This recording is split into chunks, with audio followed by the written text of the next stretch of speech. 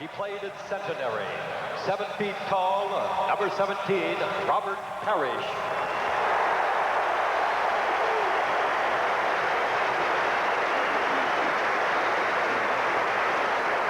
And finally, also from the world champion Boston Celtics, he led Indiana University to the 1976 NCAA championship.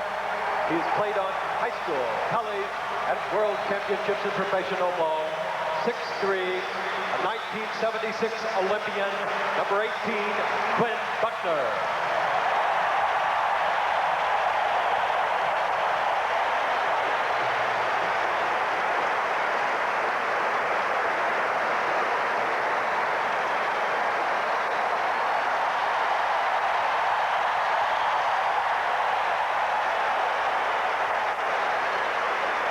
The head coach for the NBA All-Stars is the head coach for the Chicago Bulls, Kevin Lockery.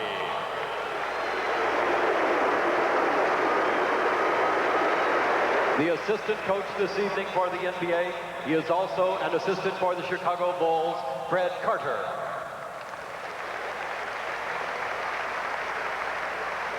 And the longtime trainer of your Indiana Pacers, serving as the NBA trainer this evening, Dave Craig.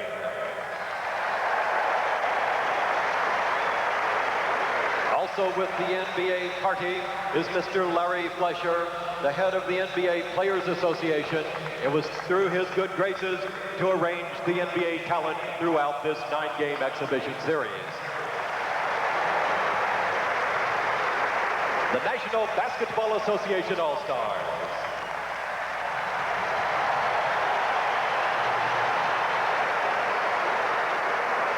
And now, ladies and gentlemen, the 1984 United States Men's Olympic Basketball Team.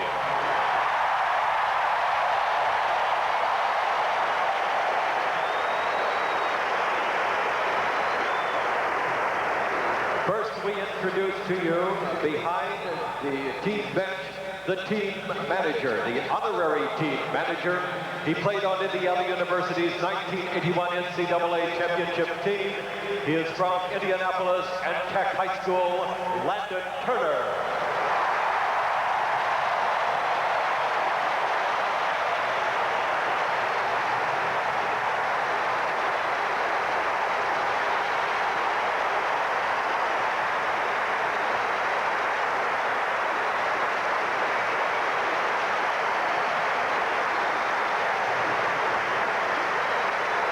We have one other Olympian with us. He will be playing in the 1984 Summer Games for West Germany.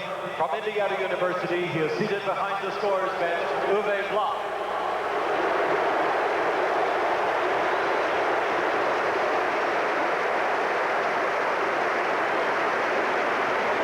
We have 3 special guests to introduce to you now, ladies and gentlemen. They are among the greatest coaches who have ever coached this game and close friends of American and Olympic basketball.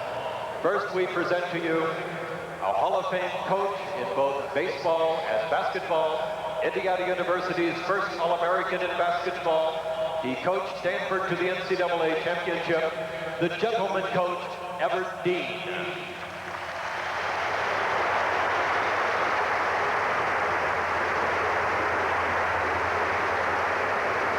We now welcome the man who coached our Olympic teams in 1964, 1968, and 1972. One of the geniuses of the game, the immortal coach of Oklahoma State, Henry Hank Iba.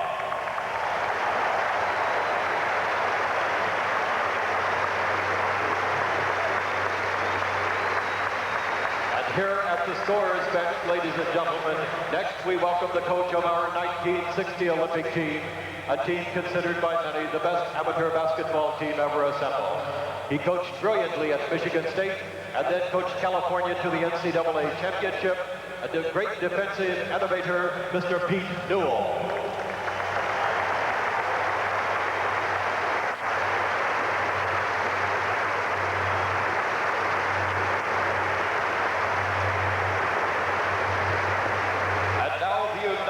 States players. A 6'1" freshman from Newcastle, Indiana. He plays at Indiana University.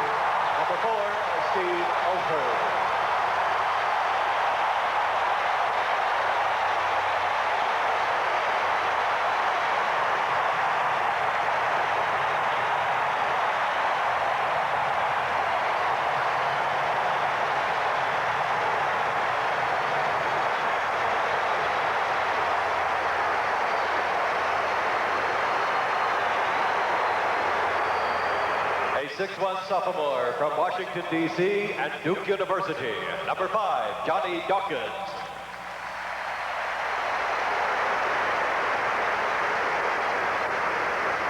A 7-foot junior from Cambridge, Massachusetts and Georgetown University, number 6, Patrick Ewing.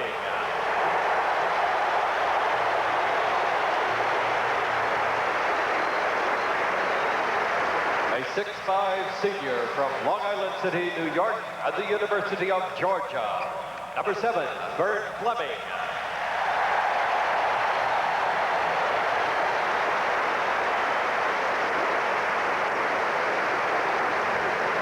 A 6'5" junior from Wilmington, North Carolina at the University of North Carolina at Chapel Hill, number 9, Michael Jordan.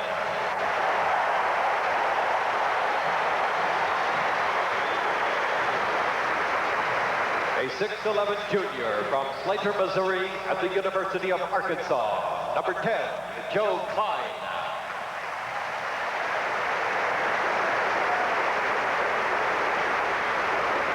A 7-foot junior from Kansas City, Missouri and Southern Methodist University, number 11, John Concat.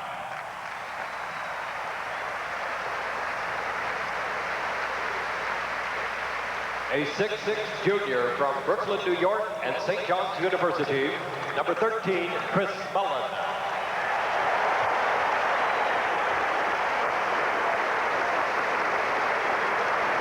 A 6'9" senior from Latham, New York and the University of North Carolina at Chapel Hill, number 14, Sam Perkins.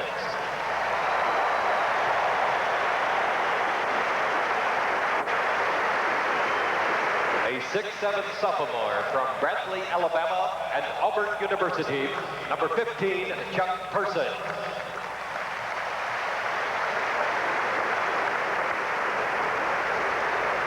A 6'4" senior from Barberton, Ohio at the University of Arkansas, number 16, Alvin Robertson.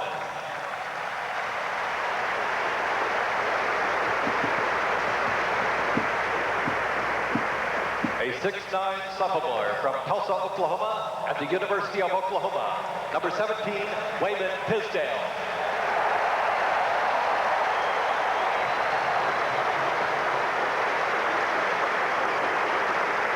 A 6'9" senior from Brandon, Florida and Vanderbilt University, number 18, Jeff Turner.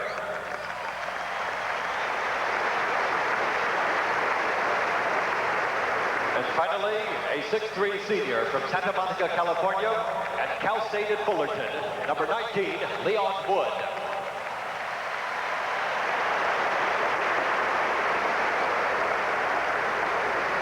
Ladies and gentlemen, the process to select the American basketball team for the Olympics began in Bloomington in April. Representing the coaches who assisted the Olympic staff in picking that team, preparing the 72 players to go into the trials, the head basketball coach from Purdue University, the honorary assistant coach for this game, Mr. Gene Cady.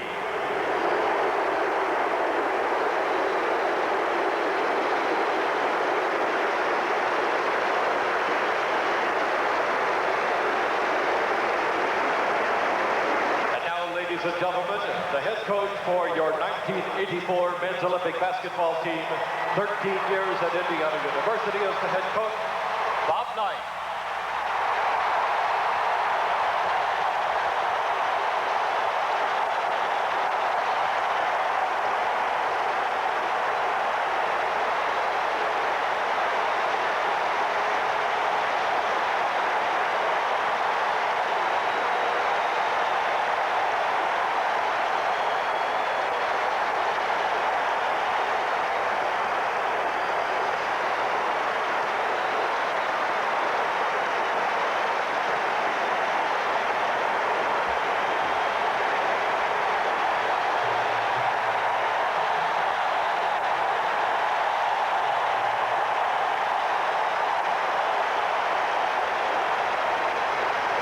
Serving as one of the assistant coaches, the head coach from the University of Iowa, George Raveling.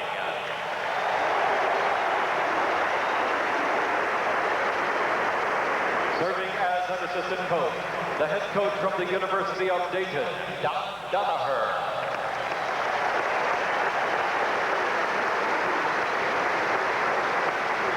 The team manager, the head coach from Vanderbilt University, C.M. Newton.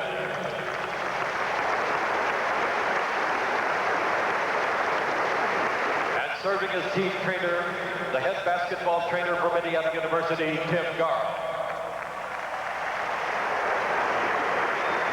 Serving as the team physician this evening, the Indiana University basketball physician, Dr. Brad Bamba.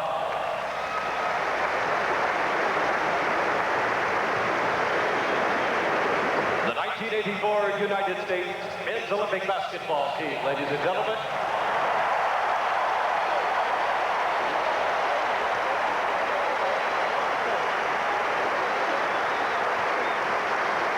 Before getting further along, ladies and gentlemen, we welcome to the court Indiana Olympic Chairman Jim Morris.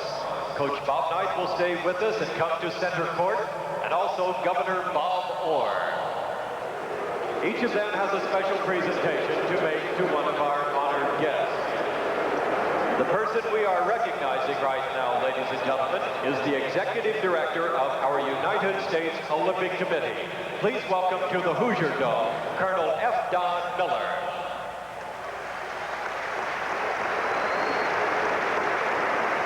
Here with the first presentation is Mr. Jim Morris. Ladies and gentlemen, on this great occasion, we pause for just a minute to honor a man who has led the United States Olympic Committee for the last 20 years. A man who has made an incredible contribution to the youth of America during his tenure as Executive Director of the United States Olympic Committee. To my right, two great basketball fans, Governor Bob Orr and Indiana University Athletic Director Ralph Floyd, have a check in the amount of $130,000 from the dinner on June the 20th to present to Colonel Miller. The total gift from the state of Indiana during this 4-year period to the United States Olympic Committee is in excess of $600,000, making Indiana the #1 contributor in the nation.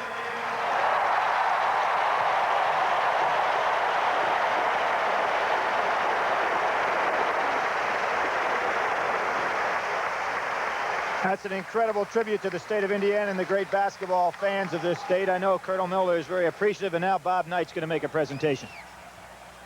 I would like to do two things before presenting this gift to Colonel Miller. First of all, I would like to thank the NBA players from the Players Association, Kevin Lockery, my longtime friend from St. John's University, for coming tonight and sharing with us, providing the competition that we have to have. They've done a great job throughout this series, and I know that whatever we're able to do in Los Angeles will depend to a great extent on what these outstanding players have done in the way of preparing us for Los Angeles.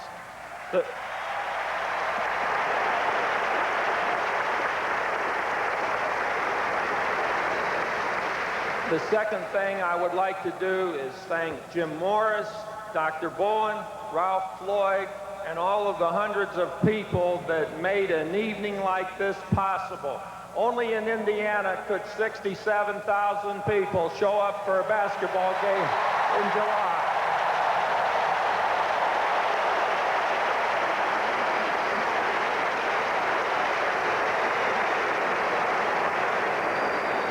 I heard today that basketball was invented in Springfield, Massachusetts. If that is true, God had it invented there so we could import it right here to Indiana.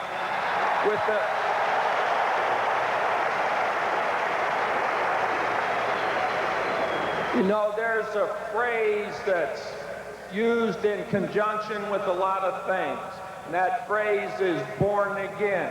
With the kind of support that you people have shown tonight, the players from the NBA Players Association, the players representing all of us on the Olympic team, I hope that we never in our lifetime or in any American's lifetime hear the phrase born again as a prefix to America. We have too much pride in everything that we do, everything that we've accomplished, and the kind of cooperation that you see among races, creeds, and religion here tonight to ever have an animal in this country referred to as a born-again American.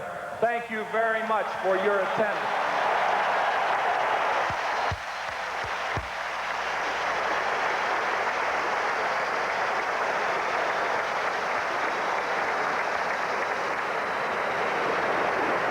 No one in American Olympic history has been more involved in the Olympic movement than Colonel Don Miller.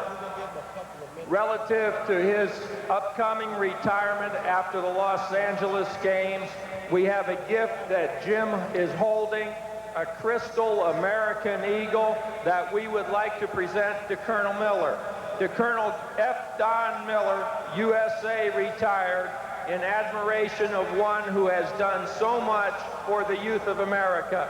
Your Indianapolis friends, and Colonel Miller, no one is more deserving of our thoughts and our best wishes to you in retirement than you are. Congratulations on what you've done, and thanks a lot for bailing me out of a hell of a lot of trouble along the way, too.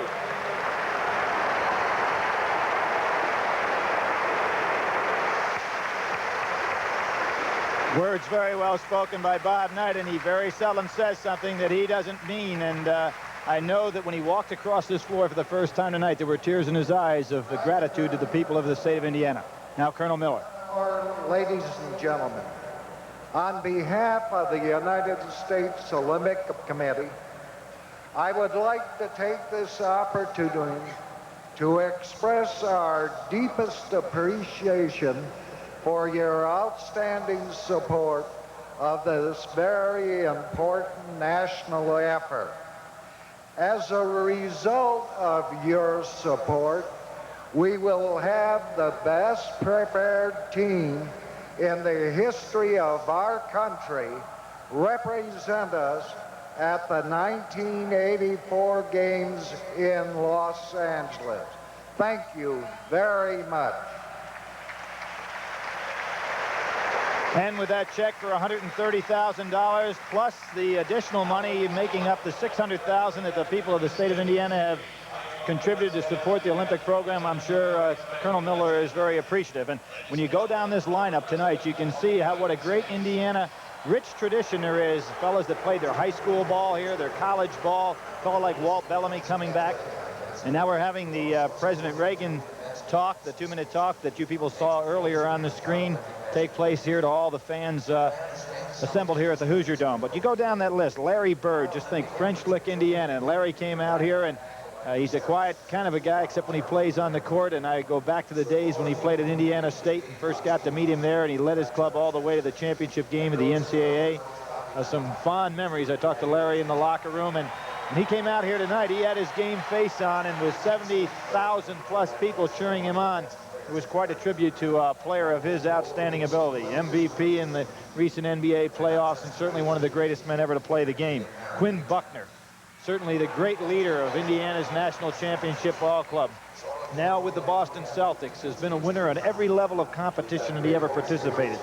Winner in the high school ranks. People remember before he came to Indiana, where he was a great football as well as basketball star coming out of the Chicago area, and came to Indiana and was everything Bobby Knight expected of him. And now a member of the national champion NBA, world champion NBA Celtics ball club. You go down the line a little farther.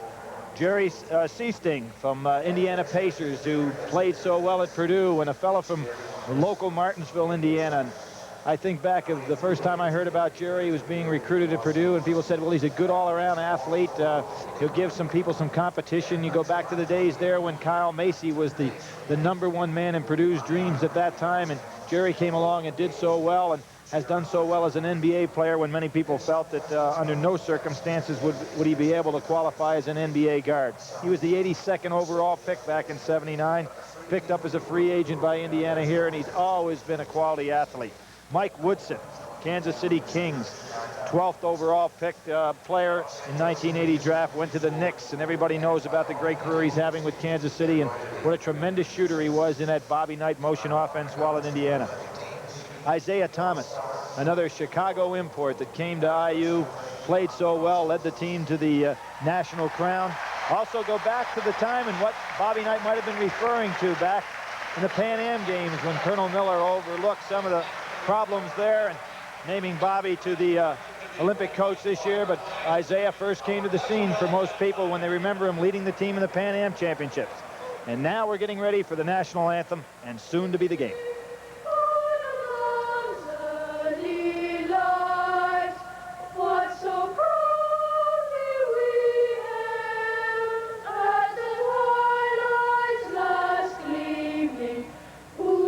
Stripes and bright stars over the skies. All the ramparts we watched were so gallantly streaming.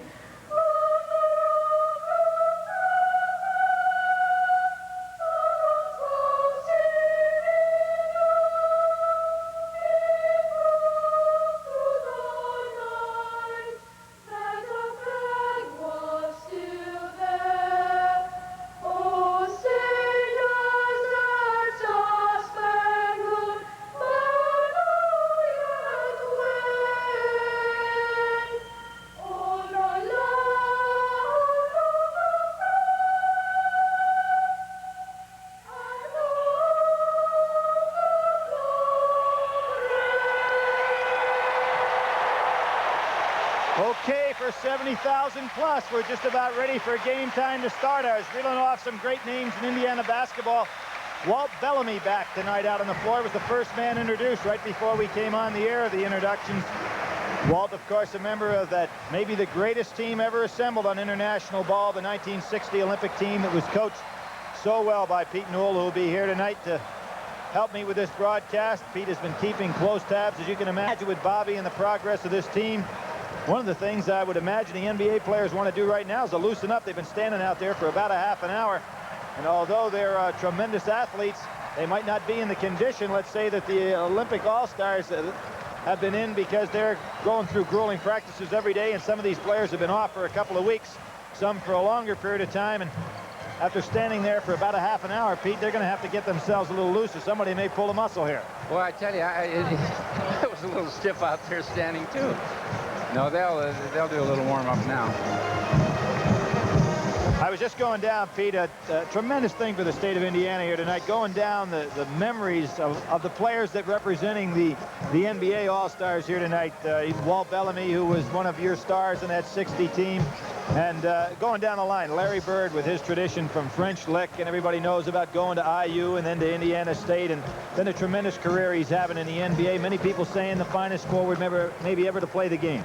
Well, he certainly is as multi-skilled as any forward that ever played the game. The only one I think that did all the things that he did, I don't know if he did them as well, was Rick Barry.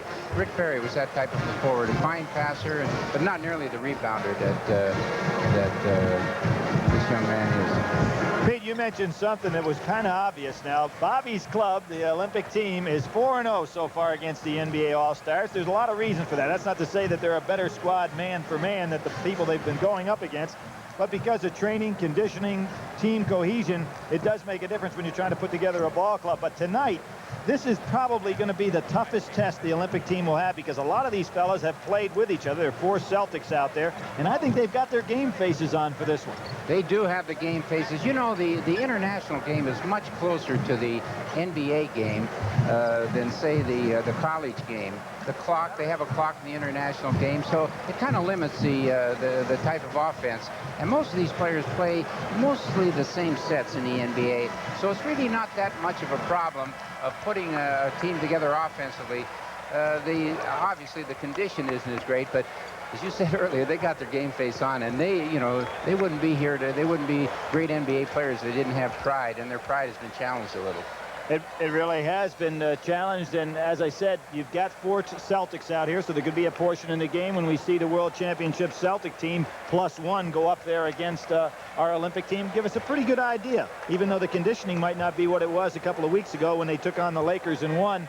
But it'll give us a pretty good idea how well a coordinated outfit can do against Bobby's team. That's true, and having 4 on one team, as you say, it does give them, you know, they can run the Celtic offense, and I'm sure pick up the 5th man and run it very well.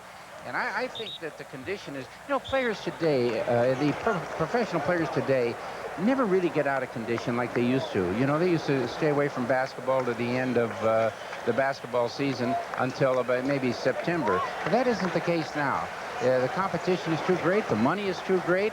The rewards are too big for them to allow themselves to start a season in poor shape. Well, we're going to take a look at the starting lineup now. Bobby Knight talking to the officials tonight in the ball game. The game, of course, played under international rules that everybody, I'm sure, in this part of the country is getting used to now. When L.A. comes, we'll know the international rules better than we know any others. Paul Hausman and Hank Nichols. Hank is going to be a representative in the officiating staff at the Olympics. He has worked more Final Four championships now than anybody else in history. Certainly one of the great officials in the world. Let's take a look at these starting lineups out here now. Bobby's been changing around. You see Jordan, Tisdale, Perkins, Robertson, and Fleming. One change from what he did there in the second half yesterday. And for the NBA All-Stars, Aguirre, Bird, Parish, Thomas, and Paxson. Not a bad lineup for any NBA team. That's right. Sam Perkins winning it. Back to Robertson. We'll set up the players for you. Vern Fleming, great Georgia player who's surprised a lot of people. Everybody knew he was good, but this good, Pete? I think he's going to be a fine player. Little zone defense by the NBA to start things out. Parrish back in the middle. Sam Perkins, and here's where that zone makes it tough with the clock. Robertson, who's been hitting very well. One of the most gifted defensive players around. Good help by Fleming. Paxson, who moves so well without the ball, picking up the loose ball. Steinman in the corner, and there's Robertson already. Isiah Thomas with the steal. Puts up the jumper, and the NBA All-Stars take off. One of the areas of improvement for the Olympic team has been their defense in the transition stage, going from offense to defense. But that last possession, they didn't do a very good job. Aguirre got down all the way to the basket. Robertson, Tisdale in the post. Ball knocked out of bounds, and Robertson getting some of his own medicine there with Isiah Thomas, who's one of the best stealers in the NBA. The quick hands, great anticipation. Fleming on the side. Michael Jordan, great play on the inside. Perkins with the rebound, stolen by Isiah. Puts it on his hip and takes it there. Left-handed hook, not available. And here goes the transition the other way. Fleming, nice dish. Yeah, really good. Very good fill of the lane, too, by Alvin Robertson. Nice pull-up there by Vern Fleming, not to take the ball too far to create that lane, Pete. That's right. Robertson and Isiah Thomas. You'll see some of this in the NBA in years to come. Larry Bird posting up inside on Michael Jordan. Gets him in the air. Such a smart player. Well, you know, he has that pump fake, you know, and few players have ever had a better pump fake than Larry Bird. There's Kevin Lockety. Bobby Knight paid tribute. Kevin played at St. John's when Bobby was at Ohio State. St. John's had probably the greatest team in their history when they had Jackson and Knowles and Ivan Kovac, Kevin Lockety in the backcourt, Willie Hall. They took Ohio State right to the wire that year. I remember in Ohio State, the #1 rated team in the country with Lucas and Havlicek. Kevin was an outstanding shooter, Billy. You remember in the NBA as well as in college. Larry Bird missing a free throw, well documented.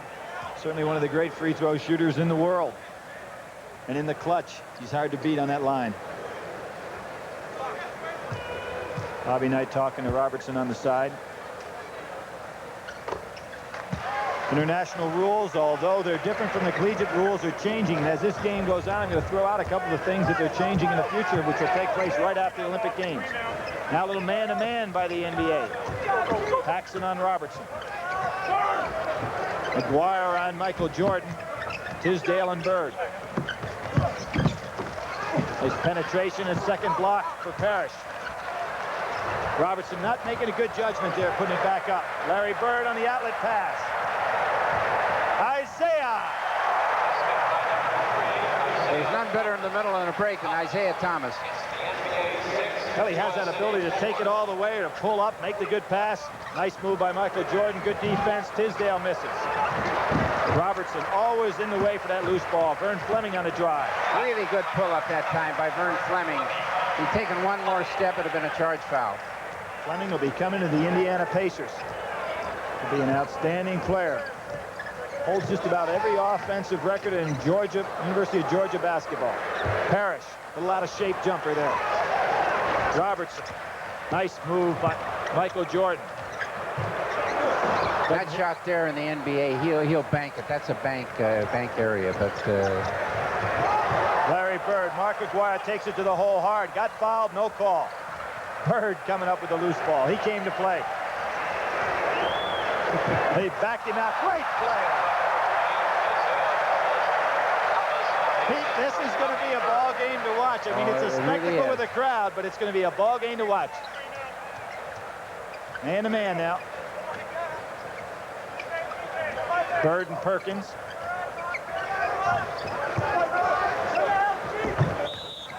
Isiah on a reach. As we're getting used to the international plays, obviously no shot here until after 8 are committed in a half.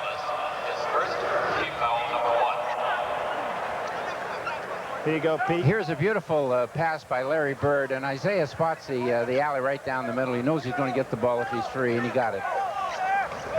Michael Jordan and Mark McGuire playing off of Michael, giving him the jump shot. Michael takes it anyway. Oh, what a move. Harris did a good job defensively. NBA breaking pretty well. See, that's transition again. This is an area, actually, they have improved. Of course, they're playing the NBA game, and a guy like Paxson knows how to fill those lanes as well as anybody up there.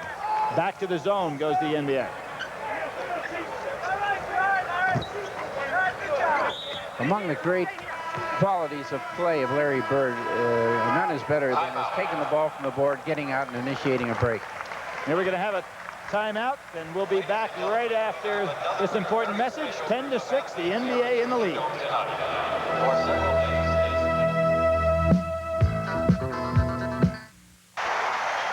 Well, we have out on the court right now the United States diving team, both men and women, that will participate in the Olympics, and certainly one of our premier events, led by Greg Louganis, a fellow I had an opportunity to watch last year. There he is, the last one walking off the court down the Pan Am Games, probably the premier diver in the history of the sport.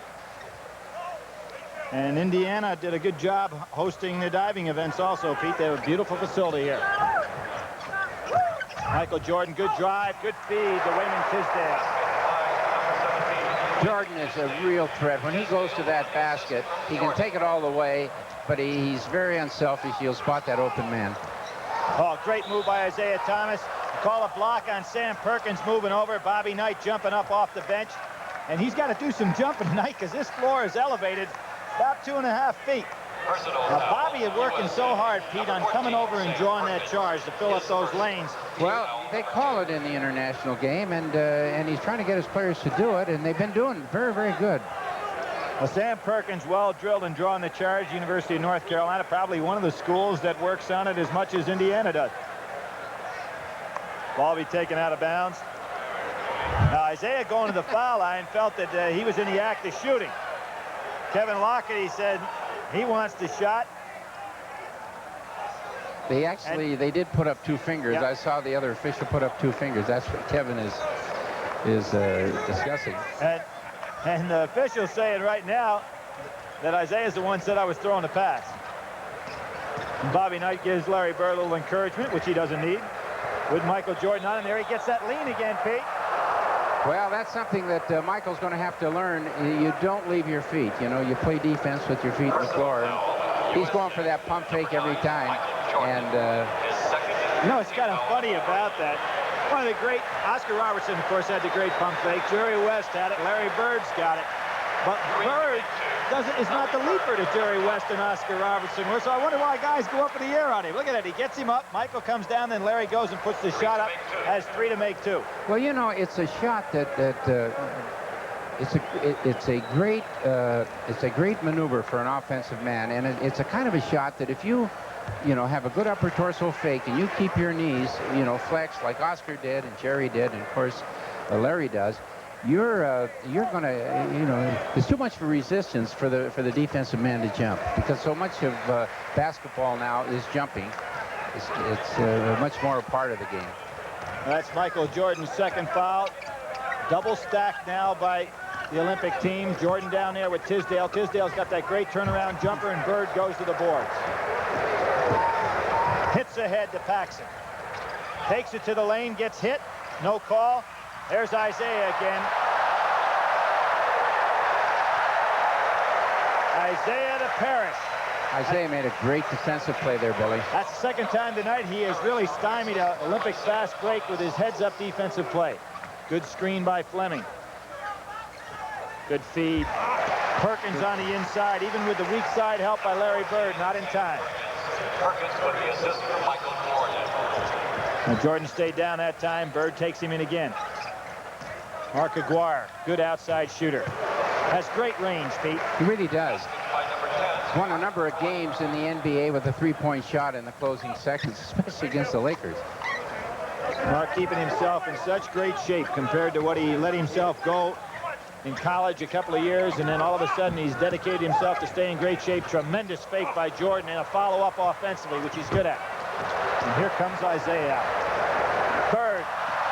Mark Aguirre not quite there, and you have to be careful on this elevated court, because Aguirre is now about 8 rows up in the stands. No, I think there wasn't anybody. There was no one in the NBA, I don't believe, that could have made the pass that Larry Bird made, and I don't think he expected it. Yeah, we're going to have a little call here to let Mark Aguirre get back out on the court. Now he's back up on the court, and we'll take a break. Score, NBA 16, USA 10, and we knew this was going to be a ball game.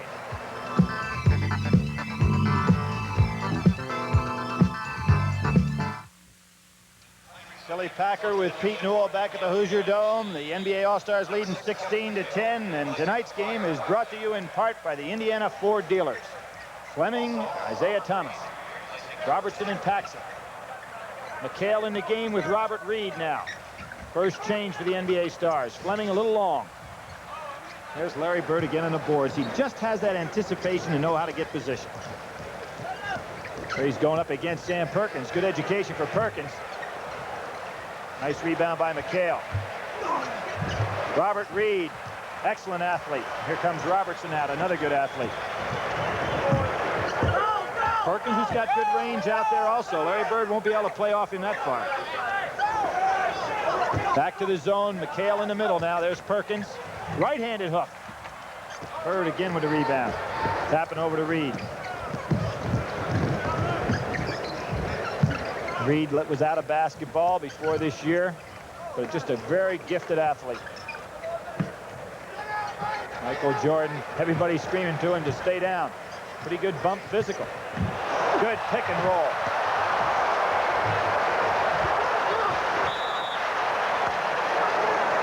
Call on the inside. Bobby Knight again having to jump off that bench. Pete, he better get himself a little stairway here. Here's the pick and roll. Now that's an illegal screen by Kevin McHale, and another one, but a great dump-off pass by Larry Bird. Great two-man play. Great two-man play. Oh, you're not going to give me the foul on that, Pete? Well, I'll give you the foul, but it was great. I love that two-man Kevin looked like he just walking around and keep moving. As a motion offense, two-man screen. McHale moving out on Perkins, reaching in. There's Isiah again, almost pulling one off.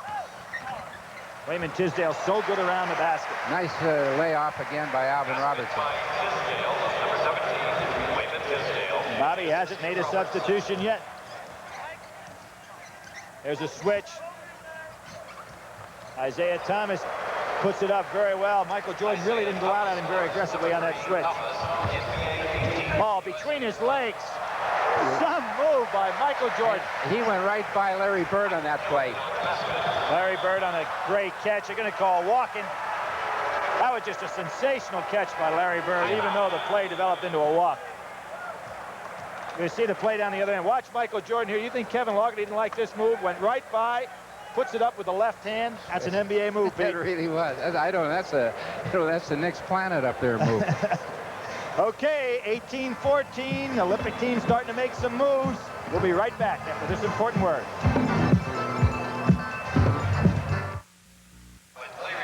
Back at the Hoosier Dome, NBA All-Stars lead 18-14, and have some substitutions being made right now. Chris Mullin coming in the ball game.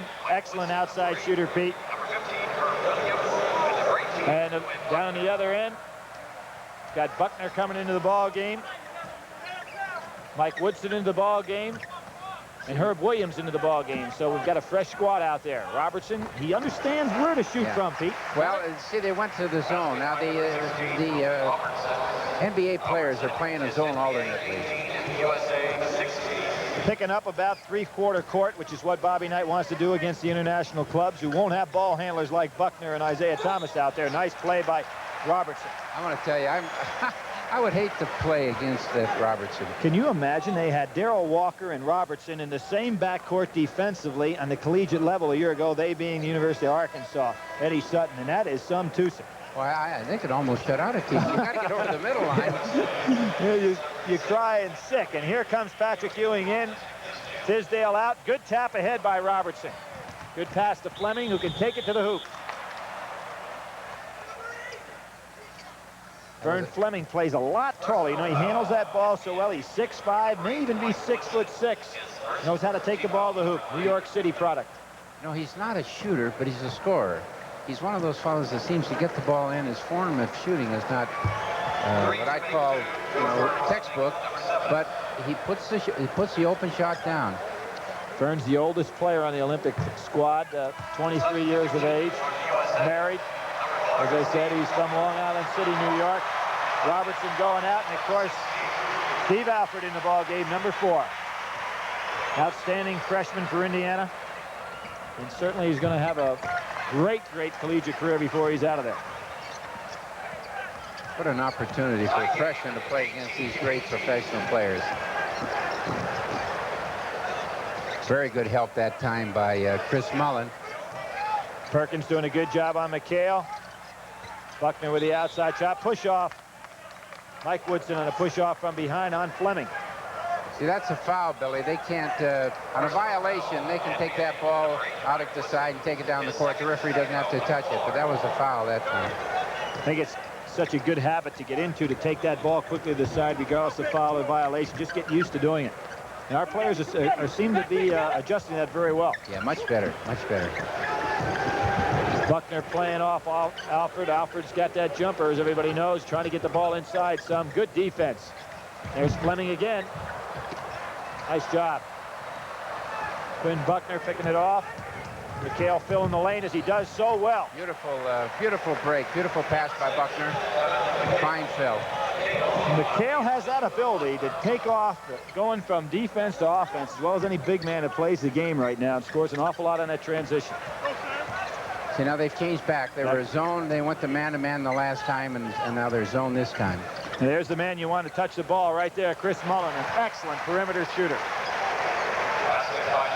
He's the co-MVP in the Big East with Patrick Ewing. Good job by Perkins getting back.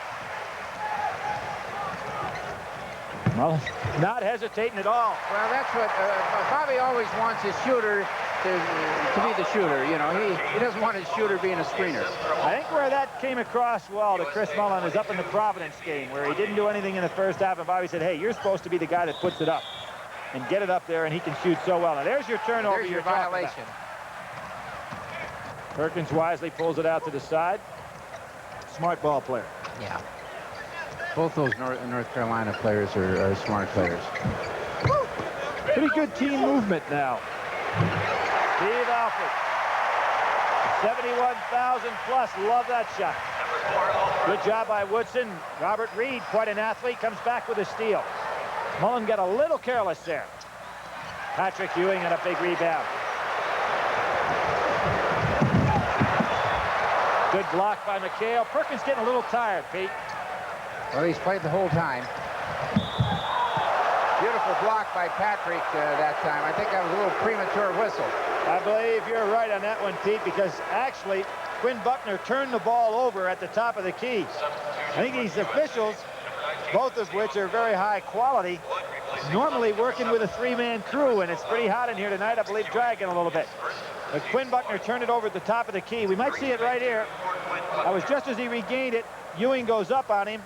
See, he had the top. He didn't get him with his body. I think it was an excellent block. Yeah, it was. I believe it was.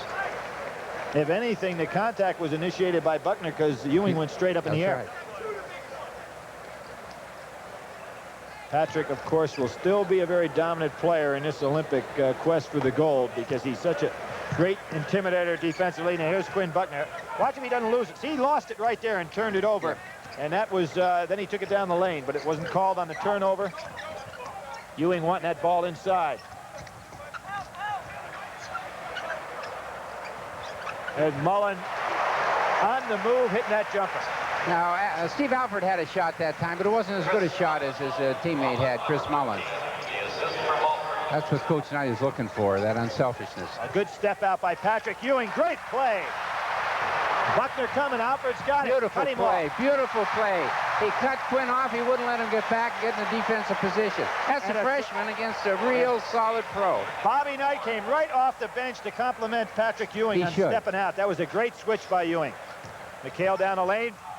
Good steal by Perkins. Ewing's causing some problems for the NBA right now. He and Perkins doing the job. Now, he's playing Perkins a lot of minutes, but, you know, he's going to have to play these players, some of them, a lot of minutes. And up to this point, he hasn't...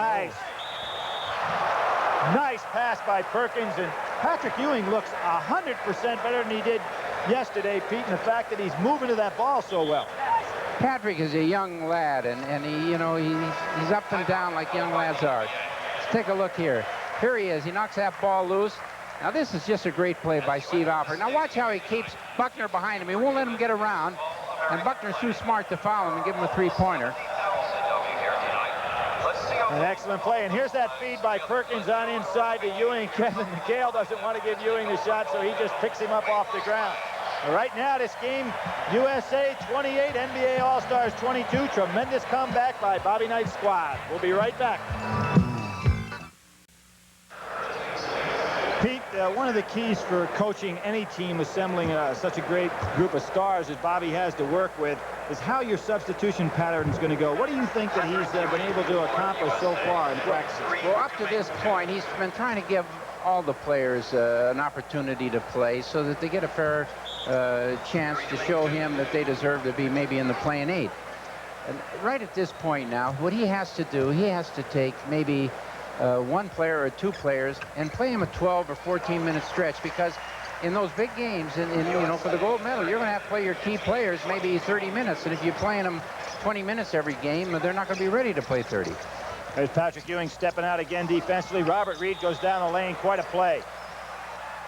Nobody stepping over to draw the charge. Now, that's something that Bobby just does not like at all.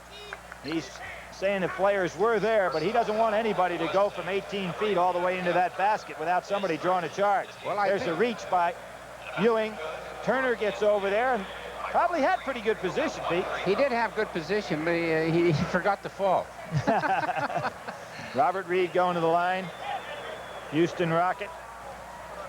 Actually, the referee's right. He did have his hands down. You can't, you know, be pushing your hands out at that man charging you. Leon Wood with the ball. Set a national record 2 years ago playing that guard spot for assists. Mullin gets up in the air, really didn't want to be. Makes a cardinal mistake by staying back there trying to go for the steal instead of getting position. Great catch by McHale. McHale comes down on that break so well, looks the ball right into his hands. He's smart. He knows where the alleys are, and he shows great athletic ability on that, because that would have been a charge had he not veered. Jeff Turner picks up his second foul. Woodson and Buckner going out. Randy Whitman coming in. Jerry Seasting. Funny, the fans here in Indianapolis gave Jerry a little bit of going over when he got introduced, huh? Purdue. Those Purdue players. Kevin McHale, 3 to make 2. Got a kick out of my buddy Al McGuire yesterday talking about 2 to make 3. I hadn't figured that one out yet. I have to talk to him on the phone. Is that right? That'd be some kind of play. Leon Wood going up against Randy Whitman. Seasting and Alford. Two great high school players in this state from different eras. Good pass into Ewing, not a good shot. Patrick doesn't need that shot. Good outlet to Seasting. Randy Whitman walked. And there's the turnover, Pete. Up the sideline they go, but nobody down on offense to take advantage of it. And right now, get some of the NBA players playing the zone, some man-to-man, a little disorganized. They get back to the 2-3 zone. Nice fake by Leon Wood. Getting down to the 30 seconds here. Alford takes his shot. They got it to the right man. They had good patience that time. Leon Wood is very good at penetrating the zone and creating things. So with Alford and Mullin in the ball game right now. Got two great perimeter shooters. Good steal. Bobby comes up off that bench again. He had a beef that time because the official that called that had his back to it. Yeah, well, yeah, he was baseline, and this official had a clear view of it, and he didn't call anything. Yep, we'll see it right here. Steve Alford coming around, reaching in. There it is. Did get a piece of the arm, though.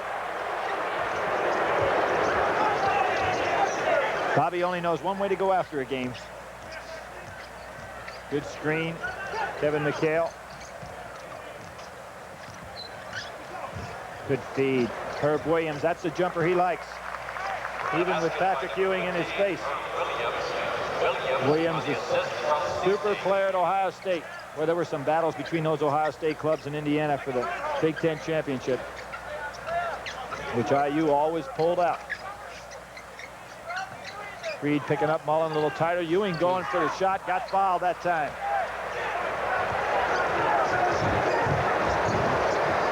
Couldn't be a bit surprised to see Bobby go for a timeout, change his lineup a little bit. Needs to get some offense out there.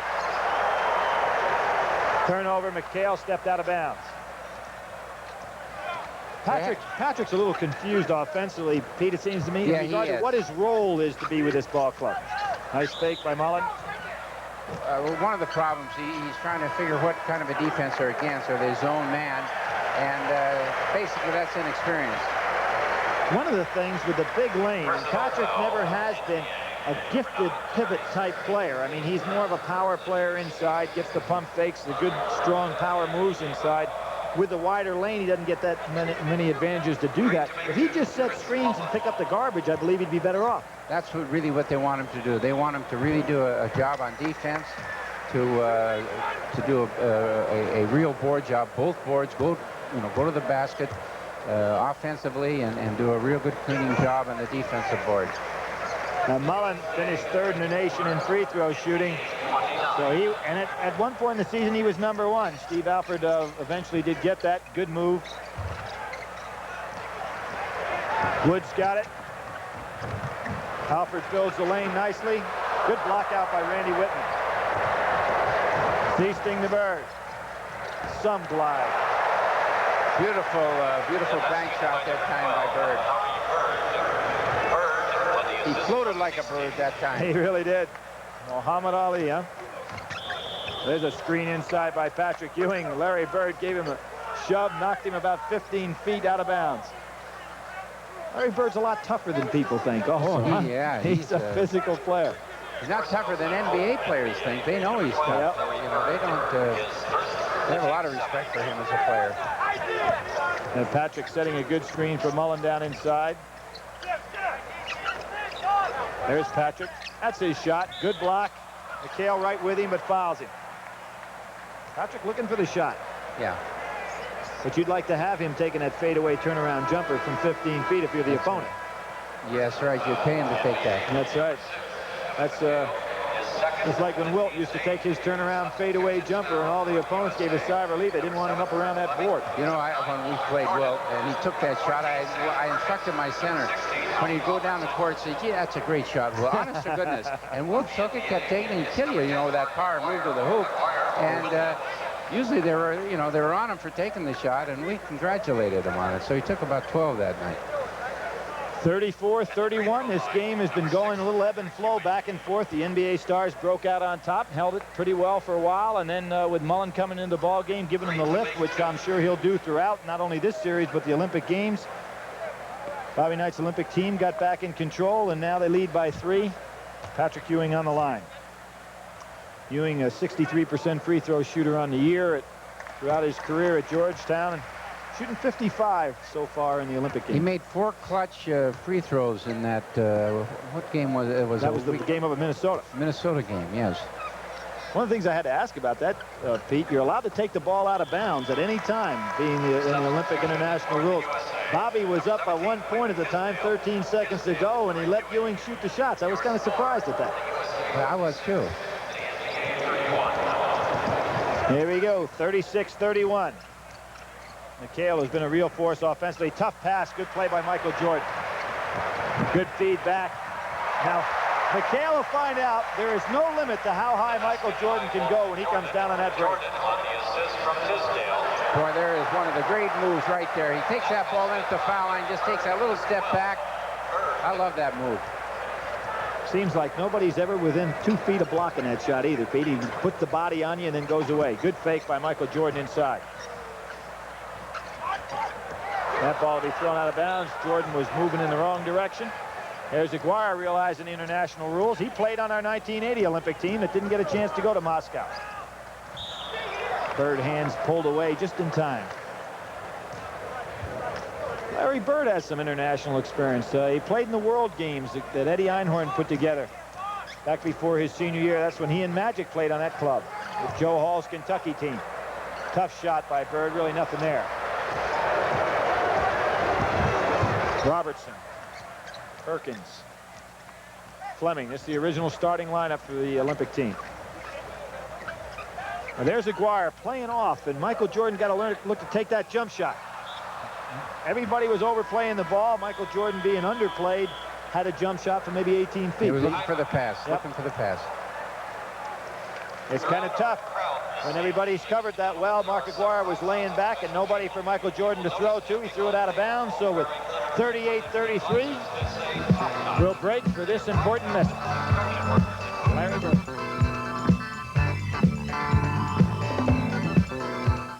For the NBA team, and I think that's for the Olympic team. Oh, they call the Olympic the home team. 36% for the NBA All-Stars. Good job by Michael Jordan on the loose ball, and there's Seesting coming back. Jordan with the quick hands recovers. Larry Bird got a piece. Boy, Robertson takes that ball to the basket so well, so strong. Thinking back, we'd mentioned Darrell Walker, but Eddie Sutton's been blessed with some pretty good guard play down there. Sidney Moncrief, Brewer, Delph, Walker, and Robertson. Not a bad five over a period of, let's see, they played in the 1978 I have to think that the players are blessed with a coach that can really develop guards, too, because you just don't have outstanding guards like that without a really good teaching and coaching. That's right, Ed. They're very gifted athletes. Tremendous all-around athletic ability, like a Sidney Moncrief who can go forever. Robertson and Walker out of that same mold, and Brewer had that same physical strength and stamina. Isiah Thomas back in the ball game with Parish. Paxson, Aguirre, and Bird. Robertson makes every dribble a contest. Nice feed by Mark Aguirre. Larry Bird got pushed. Beautiful feed. That was just some kind of a play, Alvin Robertson. Alvin Robertson probably has improved more the last two weeks than anybody on the team. There's Aguirre.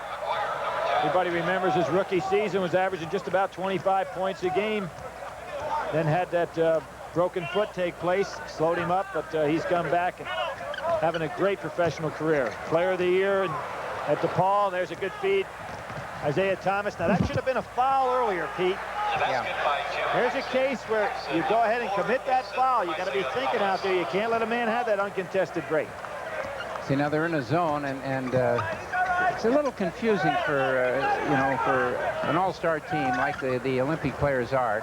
There's Isiah with another steal, and Fleming has to reach in. Thomas just so quick. This is what they're going to run into in the Olympics, Billy, as you know. They're going to run into alternating defenses, zone one time, man-to-man. And it's not easy to... let's take a look at this replay. Now, that ball was knocked loose by Isiah, and Alvin is... Fleming tried to Fleming bumped. It looked like there was a bumping on both sides that time. Isiah putting it between his legs a few times, makes the good dish inside. Paxson knew he should have had that one. That's a good pass. But there was good pressure in the ball, Billy. You know, it's amazing how many passes don't get to the receiver when there's good pressure in the ball. Now we're at the zone again. Yep. Joe Klein in the middle has got it. It's a good pump fake, gets it out. Bird's quick hands makes the steal. Good pass by Paxson. Oh, good job by Michael Jordan. He anticipated. Wasn't that something? Isiah a little disturbed with himself there for throwing that one away. Sam Perkins again, a little right-handed half hook. Sam Perkins scores, number 14. And look at Perkins getting all the way back down court defensively. Now, Bobby Knight loved that. Well, you makes have the to. shot. You have to. Makes the shot on one end, is the first guy down court on the other. That's a great play. Robertson coming out, Leon Wood going back in. Now here you see Sam Perkins makes the half hook, and now watch him take off down the other end. It was the man that broke up the play. Fine play. Klein in there, Konkak in the ball game from SMU. Now Wood's got to make that shot. He hadn't been looking for his jumper, Pete. He looked for the pass. Jumper second. They really don't have a shooting team in there now. That's a nice feed. And it goes. Pushing off on the inside, Konkak. Yeah, that Southwest Conference had themselves Elijah Wan, Konkak, and Klein. Three excellent centers in that league. That's right, three of them. His first, the team's ninth. Bobby Knight up. That'll be a shooting. We have a 46-37. Olympic team in the lead. We're going to have a shooting foul now. Everything 2 now for the NBA. And let's see who's going to go the line. I believe it's going to be Larry Bird. They were jousting around on the inside. Kevin Lockerty up.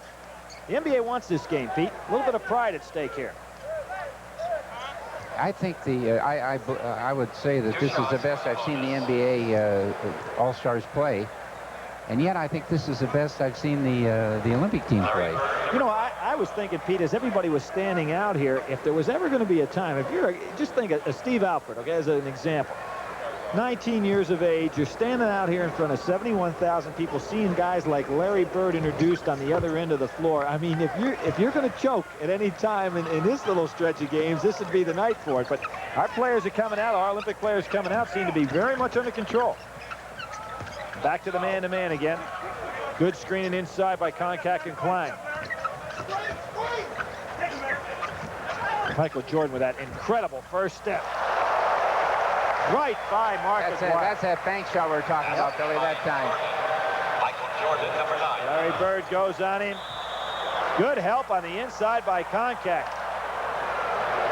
He's a player that I think is going to have quite a career in not only next year collegiately at SMU, a team that's going to be very much in the running on the national Let's scene. take a look at this replay. Now, Contact got called with the foul. Here we see Paxson going to the hoop. And I disagree with that. yeah, I do too. He's standing there. I mean, there's some rights a defensive man has. That's Konkak's second Let's foul. take a look here. Now here, Paxson gets the ball. He commits himself, but the kid's standing there. He's got his hands up. Yep. He has just as much right to that position as anybody else. Absolutely. Now the NBA is starting to pick up a little higher. 48-40. 23 seconds to go, so the shot clock cannot go off. Our guys should be thinking about one shot here, Pete. Yeah, they've been told that from the bench. We just don't want to give the NBA All-Stars another chance to get anything off offensively. And there's Isiah Thomas reaching in on Michael Jordan, trying to help out his old buddy from Chicago, Mark Aguirre. 7 seconds to go now. They'll bother that ball in the backcourt, but I don't think they'll risk a foul. Both teams obviously in a position now to shoot that 2 shots, so you don't want to commit the foul with just 7 seconds to go. But as you say, Pete, give them a little trouble getting it up court to occupy some of that time. They want to stop that pass to the midline, like Aguirre is standing around the midline. If they get that ball out to him, they'll get a good shot. Well, here's a guy you don't want to have that ball in his hands either. He can get down the court in a hurry. Makes a good pass. Aguirre on a jump shot. Took too long, and it will not count. A very good first half, 50-40. Bobby Knight's Olympic team still looking very good, Pete. It was a very excellent half by the USA team and certainly by the NBA All-Stars. Quite a competitive second half underway. We'll be back after these important words with a great halftime show for you.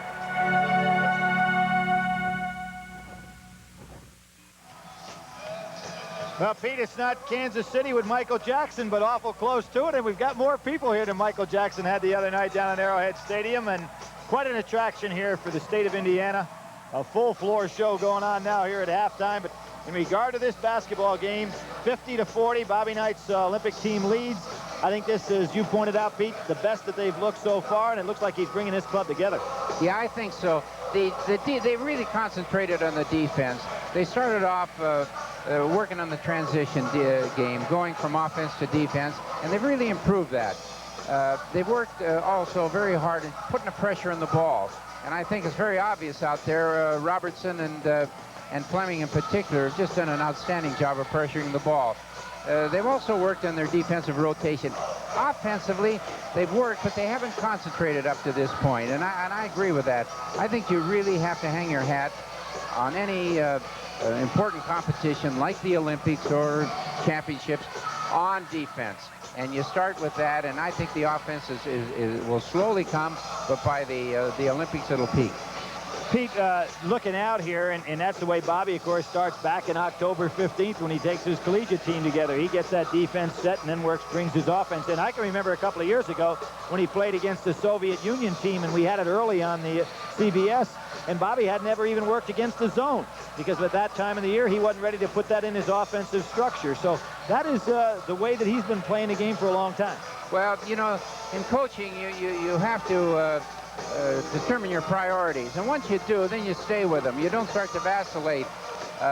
You know, in that 60 team that I had, Billy, which was truly a great team, we got beat our first game, and we got beat because we weren't prepared to play. I only had 3 or 4 days, and you have to start with any kind of a team with conditioning, and then you try your organization, and you go to refinement, and that is your priority list, in my view anyway.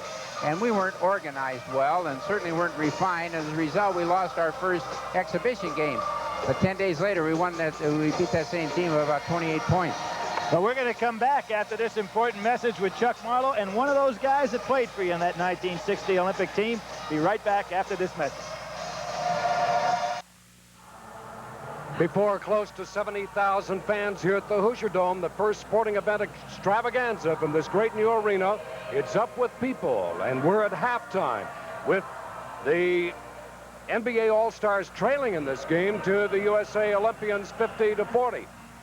We have a man with us now who was a member of that 1960 team, as Billy Packer said just a moment ago. Walt Bellamy, the color man in tonight's contest, is your coach, Pete Newell.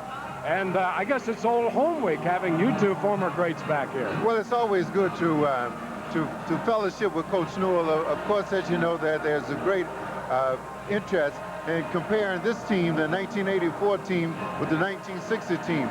And I would be the first to admit that there are some very talented players on this team.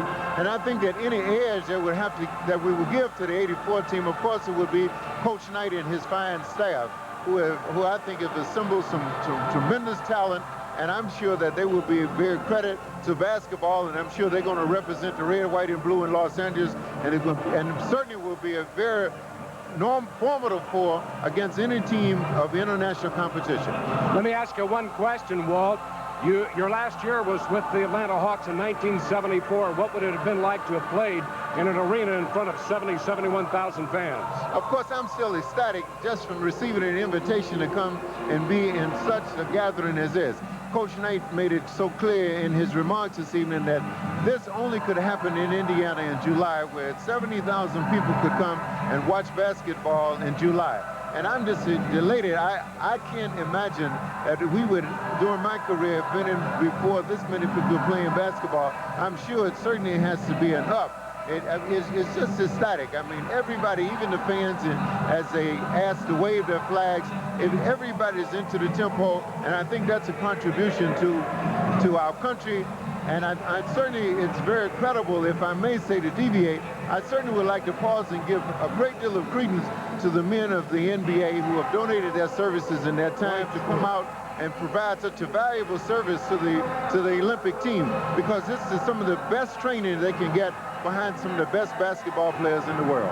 Walt, it's so nice to talk with you again. Thank you so much for coming back to the state that you helped make great down at Indiana. Thank you, Chuck. Thank you very, very kindly. Walt Bellamy, Olympian, Hall of Fame. We'll be back with more halftime here at the Hoosier Dome in just a moment.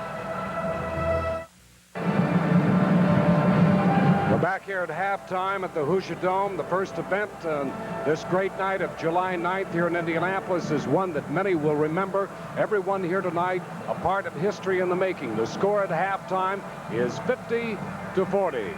And the USA Stars are leading the NBA All-Stars. I think it's really a tribute, as Walt Bellamy said just a moment ago, that these stars give it their time. I'm speaking of the NBA stars, give it their time with so little compensation. We're talking about men that make $250,000 to $500,000 a year and a lot of contingencies added to that. And they're coming in here playing for roughly $50 in trans and their meals. And that goes for Larry Bird, Kevin McHale, Quinn Buckner, right on down the line. Our congratulations to them for making this NBA USA All-Star matchup throughout the pre-Olympics as huge a success as it has been up to this day. Billy and Pete will be back with halftime statistics in just a moment. Back in the Hoosier Dome, 50-40, Pete Newell, Billy Packer. It's been quite a first half. Pete, some of the things jump out at me a little bit in regard to the statistics in the first half. Bobby's got his club. When he looks down at something he's got to be very happy with. The club shooting 54%, and that's not with one particular guy having a hot hand. Everybody taking pretty good shots. He's had the best balanced scoring, and the last two games have not shot a good percent. One was 38%, and I think around 43, 44 the last game, and he's been concerned about that. But their shot selection has been better tonight, and usually, as you know, Billy, when you have better shot selection, you usually shoot a better percentage. What I also know that he likes, and although they're being out-rebounded, turnovers 7-13 in favor of the Olympic team, and the fact that they're taking much better care of the ball, which Bobby likes, and the fact that with them shooting 54%, the NBA only shooting 45%, he's got to like the way that defense is not giving up anything easy in the inside. That's right, and they're well, they're not doing a really great job on the board. They're not doing a bad job, and they're as I said earlier, they seem to be handling the transition pretty well, and if they can just keep that defensive pressure on, and they can handle that transition and force to play the half-court game, the NBA, I believe they'll be all right. And here you look at some of the individual stats. Michael Jordan, he picked up those 2 fouls, getting an education with Larry Bird early. Has 8 points. Has been very good going to the hoop. Mullin, who comes off that bench with that jump shot of his, is going to be a real important factor for the club. Robertson having his second strong game offensively with 8 points and doing a great job defensively. 4 boards. Yeah, 4 boards, rebounds out there. Steve Alford, who came in and did exactly what Mullin did, giving a good outside shooting and protecting the ball well. Vern Fleming and Sam Perkins, who I thought played both ends of the court as well as anybody on the floor tonight. Sam did every facet of the game. He has played well, and he played a lot of minutes. You know, as I was saying earlier, Billy, it's very important that Sam and Jordan particularly gets long stints now. Not every game, but these practice games, but one or the other, most every game. And there, Pete, Ewing and Tisdale with 4 points each. Ewing basically from the foul line, Wayman. And that's, I think, the point that you made so well right before we went out at halftime is the fact that the last thing that's probably going to come together for this club is going to be the inside offensive play of the big guys. That will eventually come. Yeah, I think so. I think that right now what they're trying to do is get their spacing, Billy. He's working. There's a lot of players that are called upon to make screens, like Tisdale. Never screened before. They've always been the recipient of a screen, you know. And they never bothered about spacing because they've been posted up. And now, you know, they're not big enough to play the center, so they have to play the forward spots. So it's adjustment. There you see the NBA All-Stars, Larry Bird with 10 points. Isiah Thomas with 8. He's been all over the floor. Paxson, the recipient of some of those good passes from Larry Bird. McHale on the break. McGuire hasn't put up many shots from the outside. I expect him to be more aggressive here in the second half offensively. Robert Reid, who did a good job defensively. Williams, Parish, and Buckner filling out the scoring for the NBA All-Stars. So we're at 50-40 here at halftime. Bobby Knight has to be relatively happy the way the team played today as opposed to what he did in the first half yesterday. Yeah, I know he likes the intensity because that's one of the things he's been a little worried about, being able to sustain intensity. They'd play maybe 4 or 5 minutes with intensity, and then there'd be a little lapse, and they'd build up a little lead, and then they'd lose it because they would get into kind of a lethargic play. But tonight, I thought that they sustained themselves very well. Both teams, in my opinion, did an excellent job starting out this ball game because they stood around for the tremendous ceremony that took place for about a half an hour, and many times when that takes place, it takes you maybe 8-10 minutes of playing time before you can get your game together. But they came out of the box very well. 50-40 the score, as we mentioned. Pete, I go back to the last day of the trials when Bobby was giving them a little instruction when he still had the full complement of players there, and he said he would not be satisfied to win Olympic games with scores of 155 to 150. He would accept games maybe 90 to 45. He'd love to have some 150 to 45, but he didn't want any blowouts where they just swap baskets back and forth. No, and I don't think you'll see that because those kind of, if you get in those kind of games, anything can happen. You don't have control then, Billy, and he wants control, and any coach that you know, is really into it, wants control. And when you get a 150, 145 game, you know, you're out of control, your players are out of control, the team is out of control, and you as a coach, you're out of control. And here's Bobby coming back with that lineup that's starting to look like they're getting accustomed to being out there in the first squad. Tisdale, Perkins, Jordan, Robertson, and Fleming. For the NBA All-Stars, Parish and Bird, McGuire, Paxson, and Isiah Thomas. The second time, Sam Perkins got the tap from Robert Parish. Sam is 6'9", but with those long arms, he plays about 7 feet. And there's that 2-3 zone the NBA starting off with here in the second half.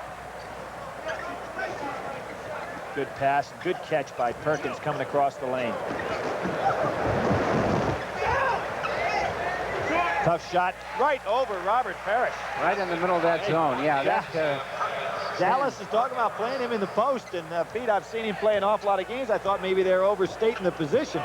Might be better as a forward, but to shoot over Parish, no easy task. Isiah responds. There should be a foul here by Isiah Thomas. Not a good play by Isiah to let it go that far. Under international rules, you want to foul that guy before he gets a chance to lay it up. Vern Fleming did a good job there, Billy. He anticipated he was going to miss the shot and got that easy rebound. Too often they anticipate he's going to make it and they let up. Hey, Robertson giving Isiah Thomas a fit out there. He plays defense with his feet. That's the way you're supposed to play defense. Paxson, a good shooter from there. Bombs it out, no problem. Bobby probably wondering where the defense was.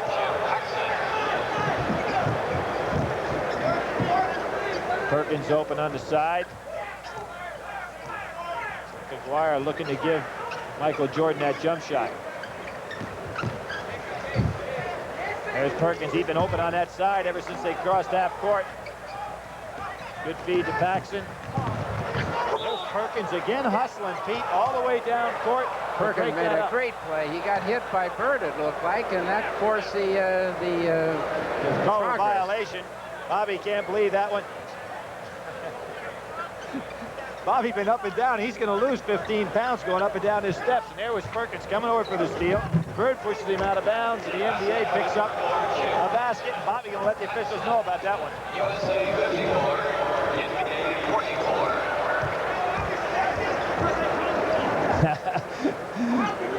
44. Bobby and Hank Nichols going after each other a little bit. Good penetration by Robertson.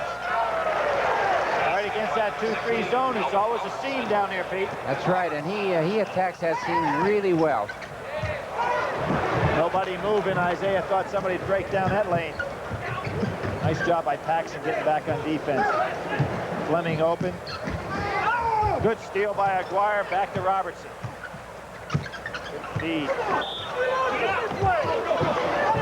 And now Bobby Knight's really hot because the ball was smacked right out of Sam Perkins' hands. Good feed by Larry Bird.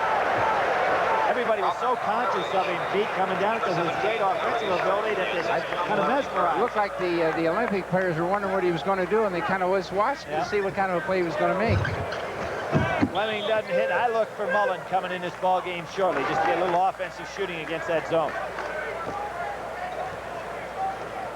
There's Kevin Lockerty down there. He wants his ball game. He's got the shirt off. He lost enough games with Chicago this year. He wants this one in the bag. Tisdale looking for the screen away. And Robertson again. He's been taking that jump shot and hit it. Parish with the rebound. Thomas sits ahead. Beautiful passing. You know what, Pete? That was a 3-second violation. International ball. That 3-second lane starts. Bobby Knight really hot. He wants a timeout. The NBA stars are really coming back. The beautiful pass here, and then Paxson spots him. How long he was standing there, Billy, I don't know, but he may have been there 3 seconds. That's right, that 3-second violation takes place. Larry Bird gets 2, and the Olympians ahead, 56-48. We'll be right back. Sellout crowd. Tonight, you have set the all-time U.S. basketball.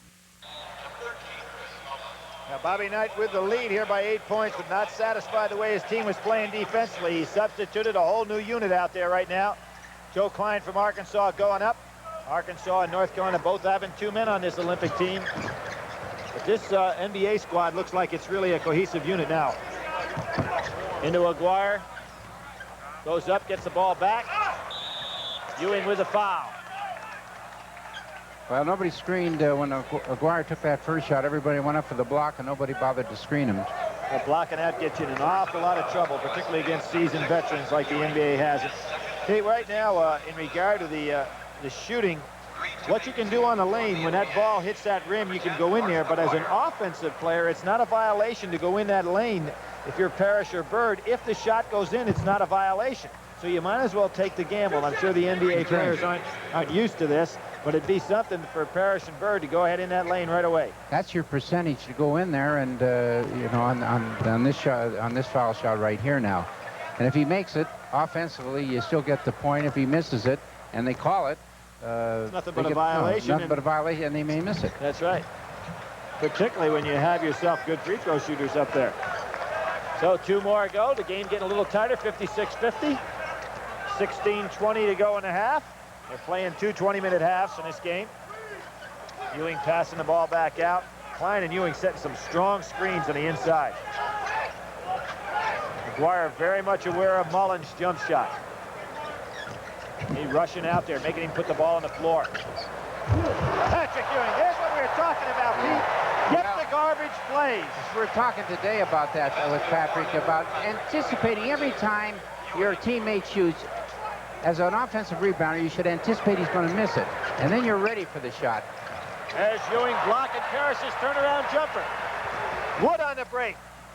Mullin on the jump shot, that looked good. Well, you see, Leon saw his shooter there, and he just waited for the shooter to clear. Paxson, and there's Ewing really getting in the action. Are they going to call that Joe Klein on the block? It actually should be goaltending. Patrick Ewing threw that one away. Let's take a look now.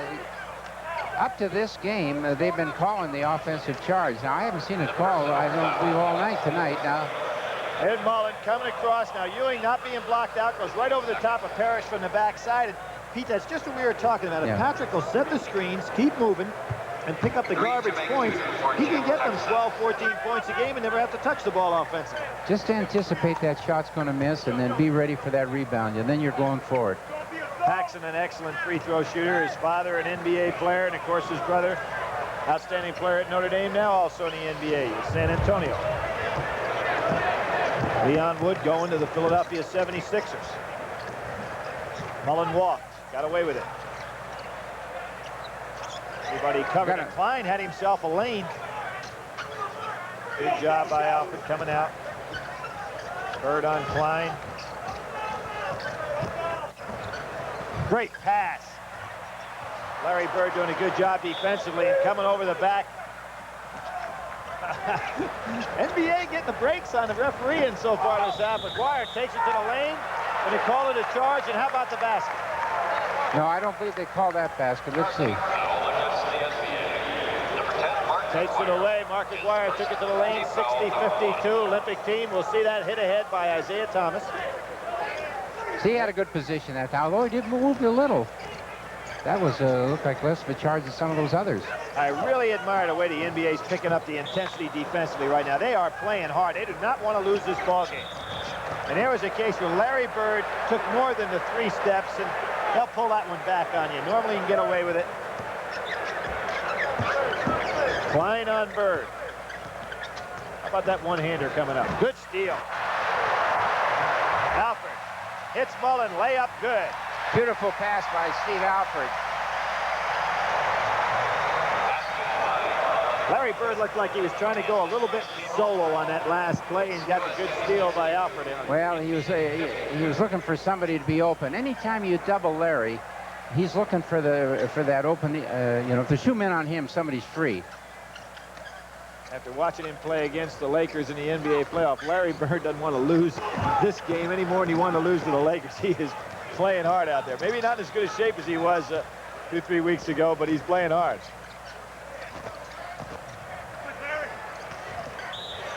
Oh, nice play by Ewing on the inside.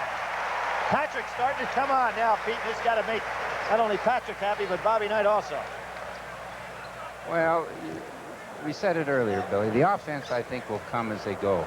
But this is a very, very important player to the NBA team, Patrick Ewing. And there's going to be periods, I think, where they're really going to need him. Now, Patrick was, of course, the leading rebounder in the Big East. His third personal, 13 seconds. Bobby coming over, wanting to know, Pete, if we can help him on the scorer's table. We got our hands full just getting his game announced. I'll swap places with him, but I don't want to try to run a score table. First team All-America in the last 2 years, MVP in the NCAA tournament this year. And he'll be back with just about that entire cast for Georgetown. That's going to be some college basketball team next year. Isiah Thomas. Look at that. He did a really good job of helping out there, stepping up. That's good defense by the Olympic team. Guile on a reach in.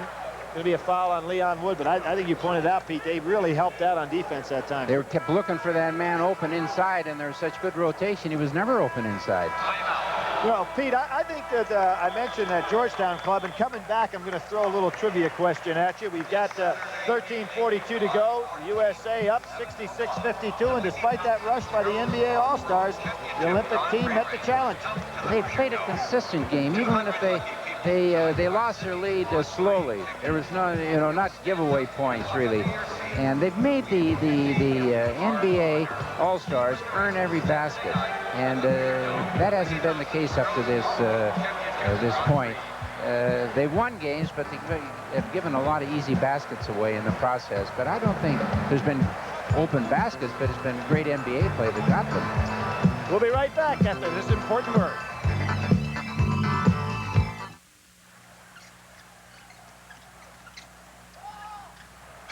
Back in the action, NBA getting the ball out of bounds.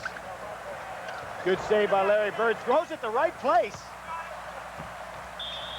That's a smart move by Larry Bird. If you're down under the other team's basket, always throw it the length of the court. If you're near your basket, throw it up there, and maybe something lucky will happen. Didn't come too far from going in. You know? Would have been quite a shot. Bobby Knight again up off that bench. Now watch Larry Bird. Has such great instincts for the game. McGuire got on the inside. Alford with the steal coming on down. I don't think he realized Isiah Thomas was right in there behind him. Pete, what I was going to ask you is this. I don't think anybody has ever had in the same year two of his disciples win both the NBA championship and the NCAA championship. Red Auerbach this year with Casey Jones winning the NBA and John Thompson winning the NCAA. That's right. That is the first. I don't think that's ever happened before. Little push off on the inside. Robert Parish, Klein, tough man to push off. He may not be an NBA man in age. A transfer from Notre Dame that's down at Arkansas now, but he's a tough man to push out the lane. And he's kind of a Collins type of player, isn't he? He doesn't have quite the offensive ability of the redhead, but good move by Patrick Ewing. And gets a good tap. Now that ball alive on the rim. The NBA player's not used to that rule either. Ewing went right back and got his own, and there's Larry Bird using that little pump fake again. Good rebound by Joe Klein. Got the NBA players getting a little tired right now. Good job by Mullin. Gets fouled. Here's all the way back. Paxson, a good dish to Aguirre. Goes up against Klein. Klein doing a good job inside. Leon Wood gets it stripped by Isiah Thomas. And Mark Aguirre for it. That's the third time in this game Isiah has been able to stop a fast break and turn it the other way. Technical foul on Bobby Knight. Well, one good thing about it, Pete, that technical foul only is one shot in international rules. Is that all it is? Just the opposite of our collegiate game. It's 2 shots on a player, 1 on a coach. That is going to change the new international rules that will take place after these Olympic Games. International play counts as a team foul. Bobby all the way down the other end, and if this was a collegiate game, he'd have himself another one right now. He comes to play. Be a timeout right now, 67-54, USA in the lead. Bobby Knight not happy at all with the physical play that took place on that exchange. We'll be right back.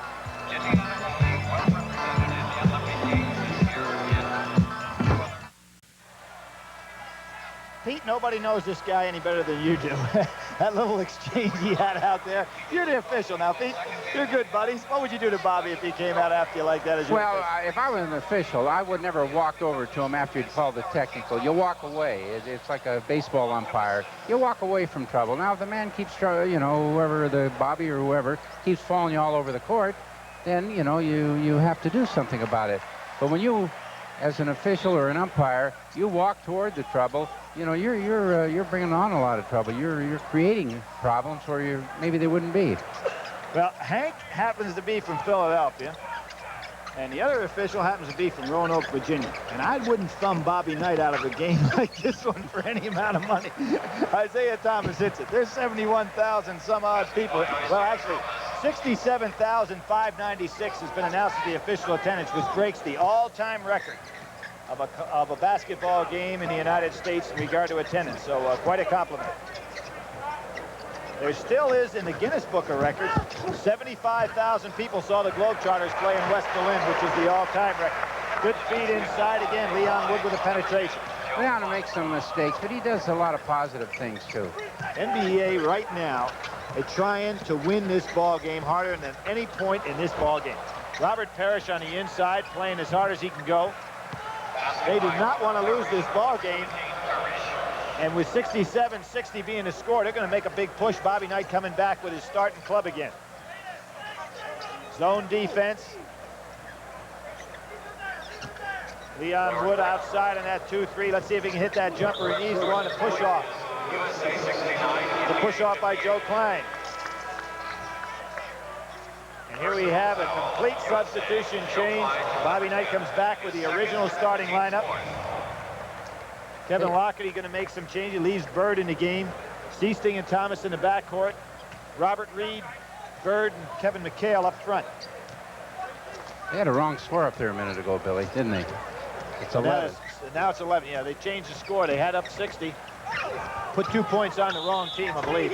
There's a push off on the inside on Wayman Tisdale going up against McHale. They've changed the score back now, Pete. 69-58, 11-point lead. My mistake.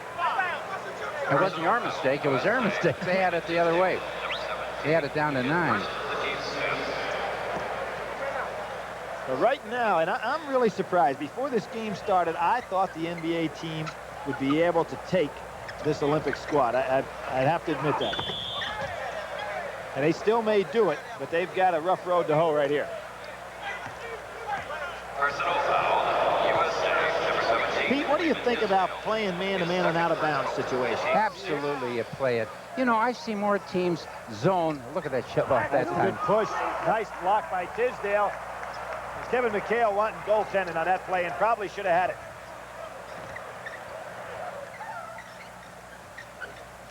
Jordan trying to take Reid. Much better movement right now. Seasting goes up. Isiah Thomas sees it. Good lead pass. Will never get that off on Sam Perkins. I sense the NBA ready to make a run here. Yeah, they got some fresh players in there now. And they've got Isiah and Larry.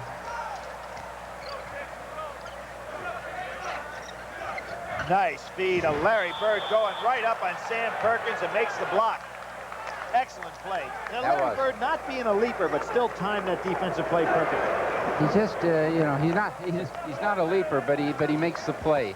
He somehow makes the play. There he is, going right up on Sam Perkins. Excellent play defensively, and we've got the NBA ready to make a run right here. 69-60, the Olympic Stars in the lead. But with plays like that, you can expect the NBA to come right back. We'll be right back.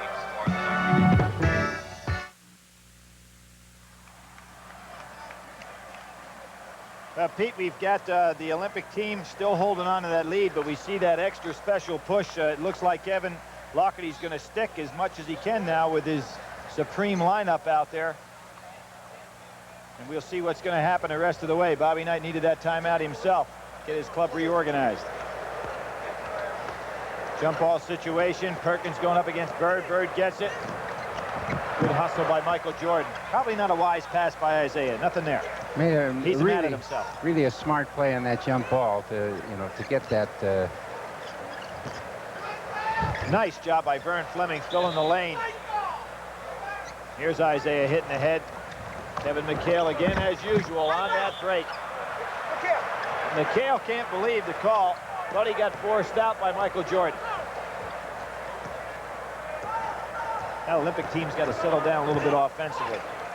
Well, they have a new group in there, and it's going to take a little while to get their rhythm of offense going again. There's Robertson right from the distance that he likes. Good push off by Reid. That really was a push off. They better pick up Isiah. Larry Bird with that outside jumper. Now this game down to 7, 69-62, 9:21 to go. Look for Mullin to come back in his ball game. Against that 2-3 zone, they need that outside shooter. They don't really have a zone offensive team in there. Their shooters, Mullin and Alford, their two best outside shooters, along with Tisdale. Now they got Alford in there. Alford back in there. Isiah wanted that block real bad. And of course, he's had, in the NBA, Isaiah's had games where he's blocked 4 shots. He's an amazing player. I love to watch him play basketball. I guess he's played more minutes than anybody in the NBA even this past year. Sam Perkins in a tough turnaround shot. Really beautiful square up in his shoulders. He's got great hand action in his shot, Billy. Great, both his shooting hand and his offhand. Look at that, look at that. That's something Sam Perkins can do pretty well, too. He's an excellent defensive player. Michael Jordan on Reid! What a play! Alford made a nice play. Well, it was Sam to Alford to Michael. Michael made that against pretty good jumper, too. You better believe it. Reid can get in the air. Seasting hits from the outside. We're getting some real competition in this ball game. Nothing could prepare these kids for the Olympics any better than a ball game like this. So right, Billy. This is good basketball. Steve Alford making a good save. Bird comes over the shoulder. Not the only thing that went wrong that I can think of tonight is that they had a break in the sewer main. Here's Sam Perkins going. I'll get back to that in a second. Alford comes up with it. Hits ahead to Michael Jordan, who gets it. Robert Reid takes it right to the hoop and is able to go right over him. Some play. The only thing I said went wrong tonight is that water main broke and there were no sewage here in the gymnasium for the 67,000 people. I was kind of interested at halftime to find out if it was fixed. Well, evidently, we'll be right back. 73-64, the Olympic team leads.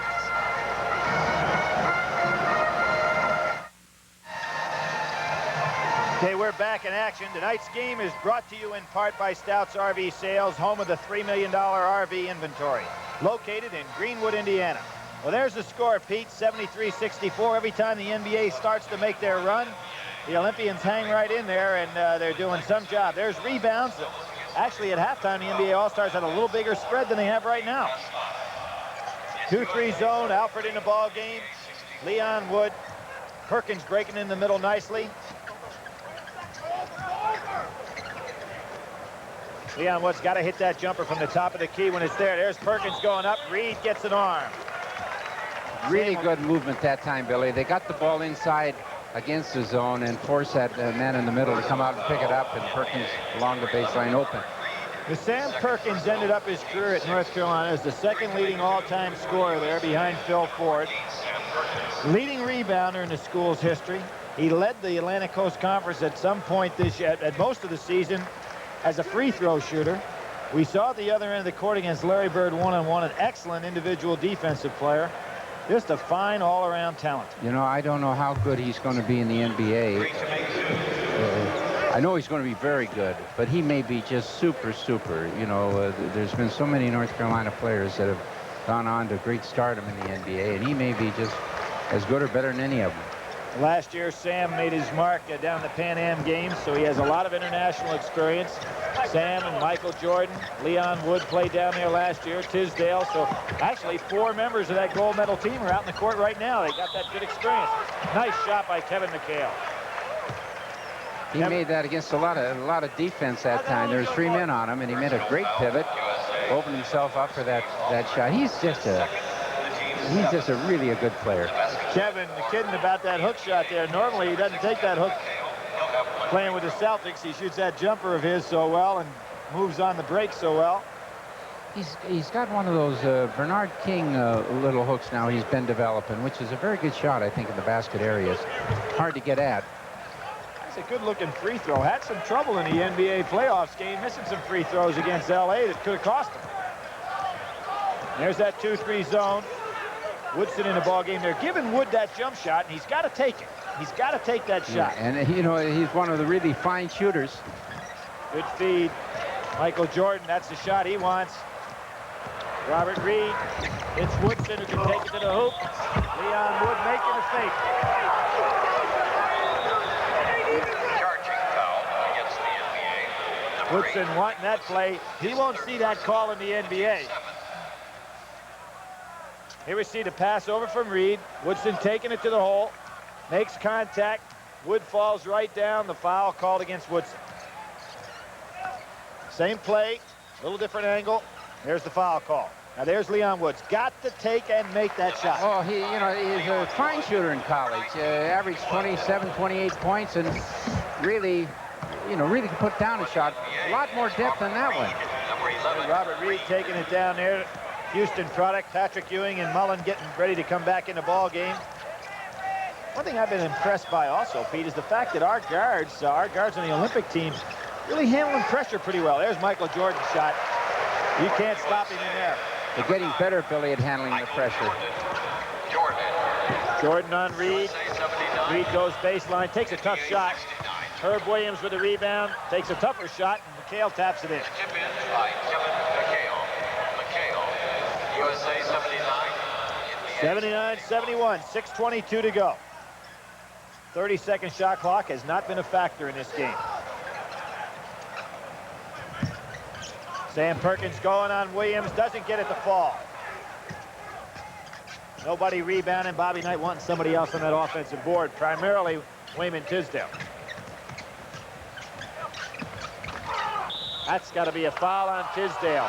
Tisdale made the contact. I don't blame the NBA stars for being upset with that one. They've thrown the ball all the way to the ceiling. I agree with you on that, Billy. That looked like the defensive man came on into him. I don't blame Kevin at all. Kevin's going to get his technical. Well, he might as well. That foul, no question, that contact was initiated by the Olympic players. You'll see it right here. Tisdale comes over, makes the contact. Yeah. Without question, it was a defensive play. And here we go, Kevin really getting hot now. You think these fellas aren't competitive in nature to want to win this ball game. As you mentioned, Kevin, outstanding NBA player. Now Bobby wanting to go ahead and make sure that he gets in his little piece of exchange. Now, Pete, I want to ask you something about this. We've got 2 American officials out there, 2 of the best we've got in this country. Now, what's going to happen in the Olympics when very seldom do you get officials of this quality refereeing a ball game, and you take that chance of getting thrown out? Well, you know, a lot of them don't speak English, you know, and it was my experience. You could say anything you wanted to the official as long as you smiled. Now the technical foul is called on Kevin Walker.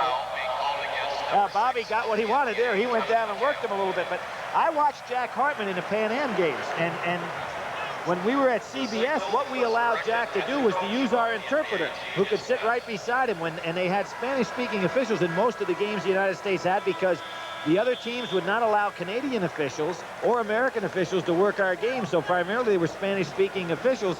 And with the interpreter that we supplied, it really helped Jack a lot because he could go out and make his point and be over there calming his club down. And it seemed like the officials responded positively whenever you could understand their language. Well, you could get rid of a lot of emotion if you smiled. You could say anything if you smiled, and they'd smile back often, you know, because you were smiling and they thought you were saying something nice.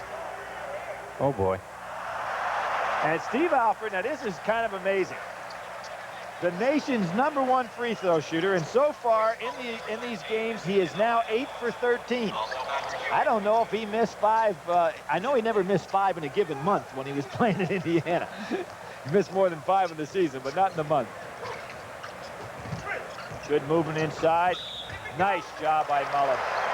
You know, he's a very, very smart basketball player. He found a little seam there right between 2 big men.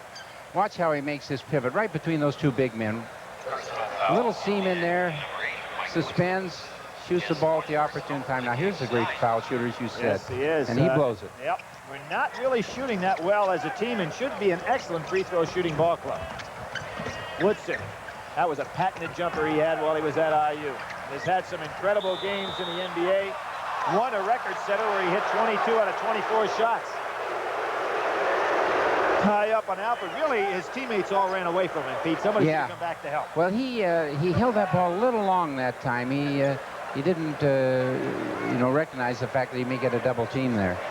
Well, better than, I guess, throwing it away. He goes up to jump. Perkins comes up with it.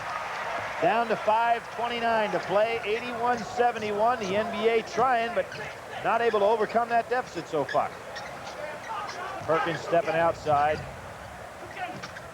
Protects that ball real well for a big man. Back to man-to-man is the NBA.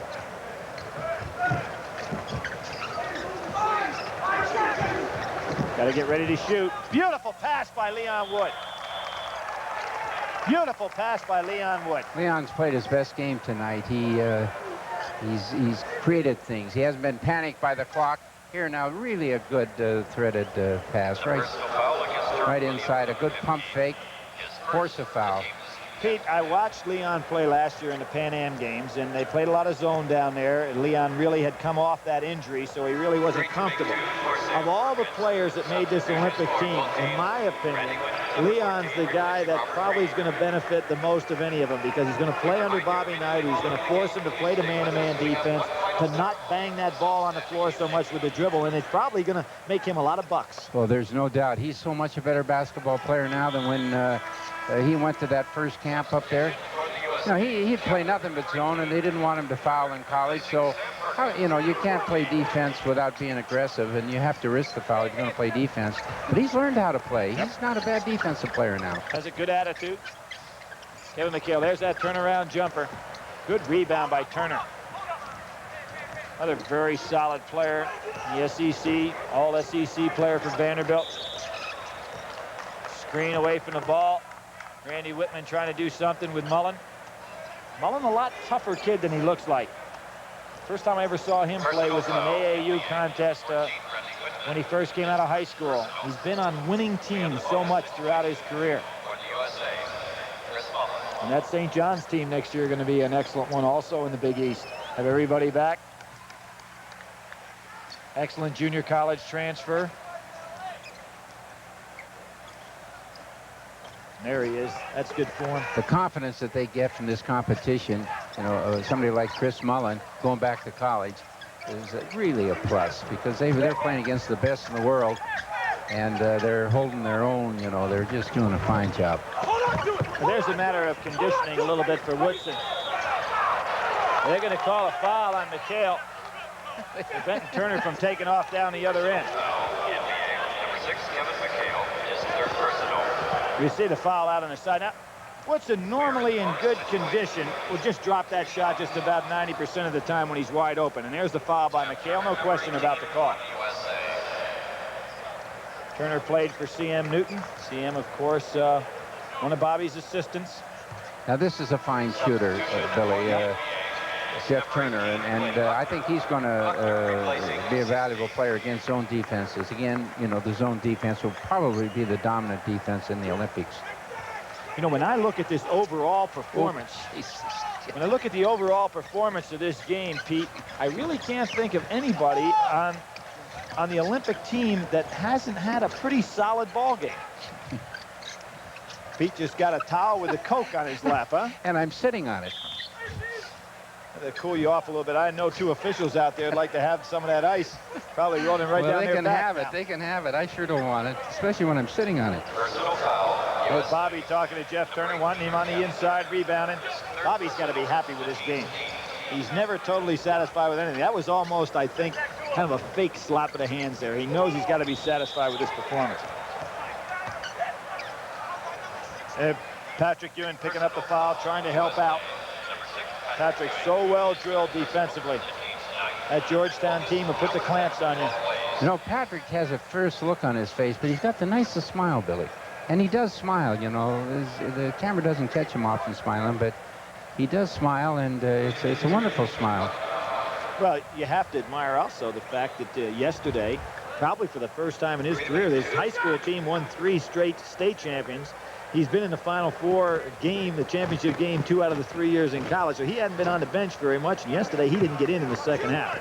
Now, instead of sulking, he's come out and played his best ball game. He practiced, you know, they had a good practice this morning, and they worked on a lot of, he was up there for that one. Good, strong rebound. He's playing with more concentration, I guess is the word. A little careless with his passes, and of course, you know, Coach Knight is pretty tough on that. Turner setting some good screens. He and Ewing starting to get a little more movement inside, open it up for each other. There's Turner going in, getting fouled.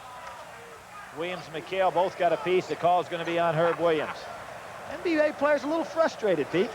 Well, I think they, you know, we said this and we repeated it too, that they came in here expecting and really wanting to win this game. And but they ran into the best performance, I believe anyway, that the Olympic team has had up to date, especially in offense. Here you have Turner again, that good shooter, left-handed touch. 88-72, Olympic team in control now. We're down to 3:43 to go. Jeff's also had some good international experience. He's a good, solid player. He's the kind of a player. He gives you a dimension that you want off your bench. He can do something, and he do it very well, and that's shoot. Called no shot. That's going to be Steve Alford going up against Quinn Buckner. Bobby upset with that. Wanting him to move those feet on defense instead of reaching in.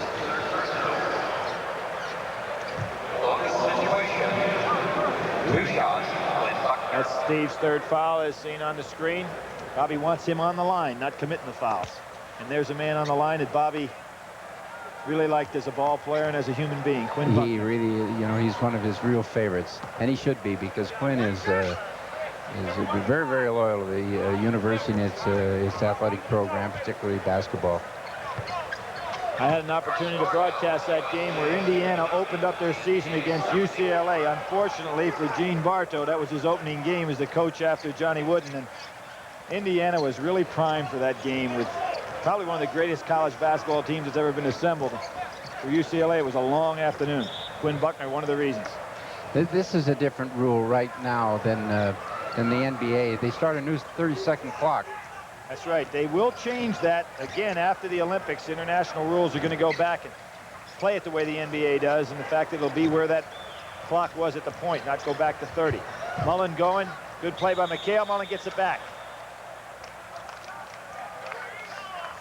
And Mullin just so calm. You know, he plays a lot like Larry Bird in the fact that he has some of those same characteristics. You know, Billy, you hear so much about speed and quickness and all that, and you look at a Larry Bird, whose foot speed is not one of his great assets, and he has many great assets, but that's not one of them. Look at Magic Johnson. He doesn't have great foot speed. And you look at kids like this, and they're very, very effective, very good players. Look at that now. He's in control, makes a good pass off. Got good hands. And he gets the rebound.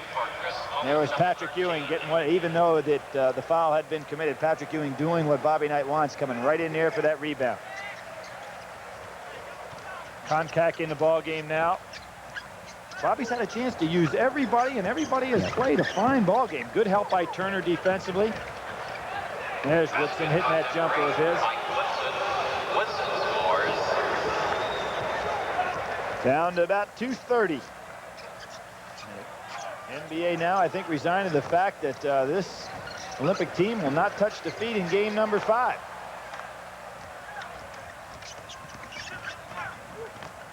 Woodson taking it to the hole.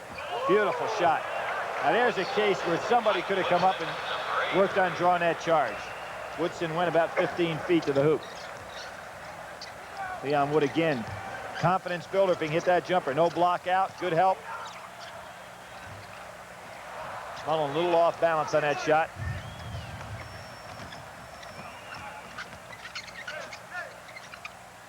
Tough shot for Kevin McHale. Now they got to learn to take time off the clock. Yep, Bobby Knight wants a timeout, and he wants to get back to getting that movement with that ball, taking good shots and protecting the ball well. And there he is talking. Bobby Knight never really satisfied, Pete, and I don't think you can be the coach. You try to get your players to play to their best of their ability, and they certainly have done well tonight, but he's never satisfied. With 1:59 to go, U.S. Olympic team leading 91-78. I want to mention that tonight's game is brought to you in part by the Hooks Dependable Drugstores. Pete, what's your assessment? Well, I'm very pleased to see the offensive improvement. I think the recognition of the changing defenses was better. I think their spacing was better. Patrick Ewing, I think, had a lot to do with the flow of the game and the improvement of the offense. And I think defensively, he did a lot of intimidation in there. It's a very positive performance tonight, Billy. One of the things that I just observed in the game, and I've been following all the games on TV that have been shown down our way, is the fact that tonight, Bobby seemed to get an excellent flow from his bench. Yeah. Everybody he put in seemed to come in and provide him with the quality of play that he needed. In the first half, he needed the outside shooting. Mullin came in and did the job. Leon Wood has come in and run the game very well. Steve Alford has done a nice job. And Ewing came in and did a job off the board. So it seems like everybody's starting to define their role a little bit. You know, as a coach, Billy, you know, one of the hard things to do in substitution is 5 minutes at a time and get any kind of a flow. And yet they've done that. Yep. They've put in 5 at a time, and they have kept up their fluidity of offense. I thought very well. Here's Chuck Person in the game with Johnny Dawkins. Person from Auburn, an alternate. Johnny Dawkins from Duke. Dawkins has got a lot of quickness. Person, one of the outstanding players in the SEC last year. Got to be aware of the shot clock. Good drive to the hoop. Very nice. The basket by number 15, Chuck Person. That's good for the ball club, too, to have the yeah. alternates come in there and put up 2. And everybody feels like they're part of the victory. Kevin McHale gets fouled on the outside by Konkak. No, that's Turner. As I mentioned, Jeff Turner played international, played in the World Games a couple of years ago. As I said, he played for CM Newton. He's had that valuable international experience. Kevin McHale was a member of Bobby Knight's I was going to Pan Am. say, he was on that Pan Am team that played down in Puerto Rico. Well, you've got Kevin out there. Woodson was on that ball club also. So 2 of Bobby's players. Isiah Thomas played on that team. Isiah was on that. So with a score 93-80, 1:16 to go. NBA stays back in that zone, and Bobby Knight wants to just occupy that ball for the full 30 as best possible and then get off the best shot he can. Spreading it out a little bit. Look like they're waiting to trap. Turner going up to that high post. Person hits another jumper. Nice shot. Spread out the zone nicely. Good patience. Tough shot for Woodson. Johnny Dawkins going up over Williams on the backside.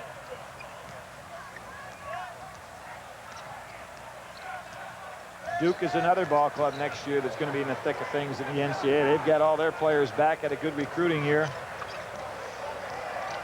They did a good job on this zone offense last night at the end of the game. They got good spacing, good spread, and that foul line area is opened up, and they got the ball in there to the man that was free in there. Nice catch by Konkak. Excellent pass by Turner. Great catch. Down to 10 seconds to go. And the Olympic team still goes without a defeat. Randy Whitman putting it up. Fans from Indiana would like that, and that's the ball game. Pete, this is kind of shocking to me. Well, the way they did it, it was to me, too, because I didn't expect them to play this well after that game yesterday. Not that they played that badly yesterday, but this was a better team than they played yesterday. Right, they played a better team. They played yesterday. They had to travel, come back to another city. There's Larry Fleischer congratulating Bobby Knight, who has to be very pleased with this one. Well, you know, these NBA players and Larry Fleischer, they deserve all the credit in the world because they give up time. It's been said before, but if we win a gold medal, they have to take a real reflected glory and pride in the fact that they really helped produce it. Okay, we want to go ahead, and Bobby's got a couple of words that he'd like to say, and let's hear from the coach. First of all, I would like to present the coach of the women's basketball team that's done a great job developing to this point and is going to do a heck of a job in Los Angeles, from the University of Tennessee, Pat Summitt. Thank you. Tonight was an exciting event for women's basketball and men's basketball. We're excited to have been a part of this. I'd like to thank the people in the city of Indianapolis. A special thanks to Coach Bobby Knight. Without all of you people, we could have not made history.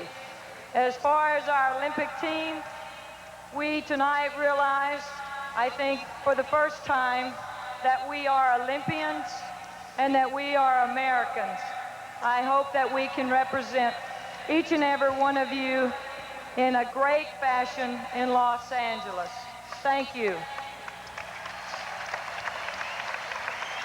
Thank you, Pat, and good luck to you and the girls from all of us here in Indiana.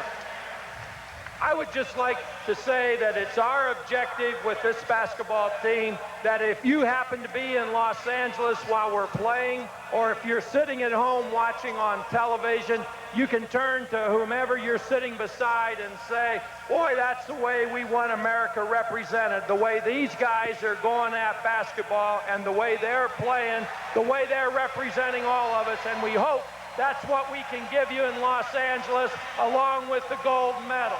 And now I turn the microphone over to the finest political figure the state of Indiana's ever had, Dr. Otis Bowen. Bobby running for office, and we're going to be right back after this message to wrap things.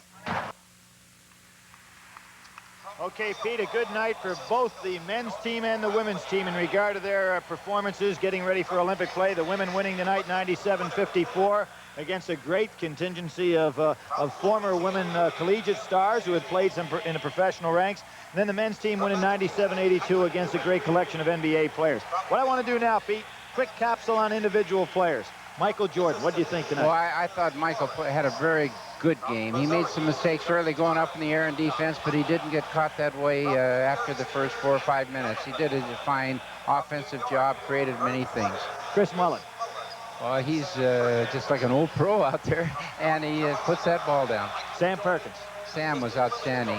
He did both ends of the court, his rebounding, his shooting, and his conversion, as you pointed out, Billy, several times, is just amazing. Robertson, very good. Defense, very good. Patrick Ewing. Patrick, best performance by far, and I think the coaches will really, really be happy about that. Wood and Alford. Wood and Alford, the way they played tonight as a two-seed. Yeah, they're very good. They complement each other. Alford likes to shoot and can shoot, and Wood likes to pass the ball and can pass. So they're a very good combination. Well, in my particular opinion, and I've watched them play 3 times now and go back to the trials, this club is really coming along, and I know Bobby's going to be excited about the improvement they've made. When they get that offensive inside game going to go along with everything else they have inside, they're going to be very, very difficult to beat. I agree with you. Okay, we're going to be back right after this message to wrap things up tonight. It's been quite a night of basketball. As everybody knows, the Bobby Knight's club came out victorious tonight. I thought there were a couple of times late in the ball game, particularly where the NBA players did not want to lose this game. They made a nice run on them, but in each and every occasion, Bobby's team met the challenge. They did, as we said earlier. They didn't allow any easy baskets in that period. They made them work for them, and as a result, they didn't have any of those 12, 14, 16, 2 blitzes that many times allow a team to get back in the game. They kept it under control. You know, one thing, I thought it was very important for the Olympic team to be able, they're not peaking, and they're a long way from peaking, but to be able to peak as far as their performance was concerned tonight before this big crowd, because that indicates when they come up for that gold medal, they'll be coming up, they'll be rising. Now, Pete, I have to ask you a question. You went through the 1960 and you see the Olympics and going to the gold. One of the things that would kind of scare me about this a little bit is after beating this club tonight, and we're still talking about a bunch of 19, 20-year-old guys, I would have to go back to my room if I were one of those players and say, hey, there's no way we're going to lose. And is there a problem possibly now getting to become overconfident as to your abilities? Well, I know and Coach tonight, I doubt that he will ever be so satisfied that he'll allow them. You know, a team always reflects the attitude of a coach, and his attitude is one of a very competitive nature, and so I don't think that he'll allow this lapse, but it is something. It's a good point, Billy. You got to worry about that. Well, it's been quite a night. Set an all-time record for attendance in the United States for a basketball game. Had an opportunity to be the one in New Orleans Superdome, and now this one, quite a moment of history. The Olympic team is coming along very well, thank you.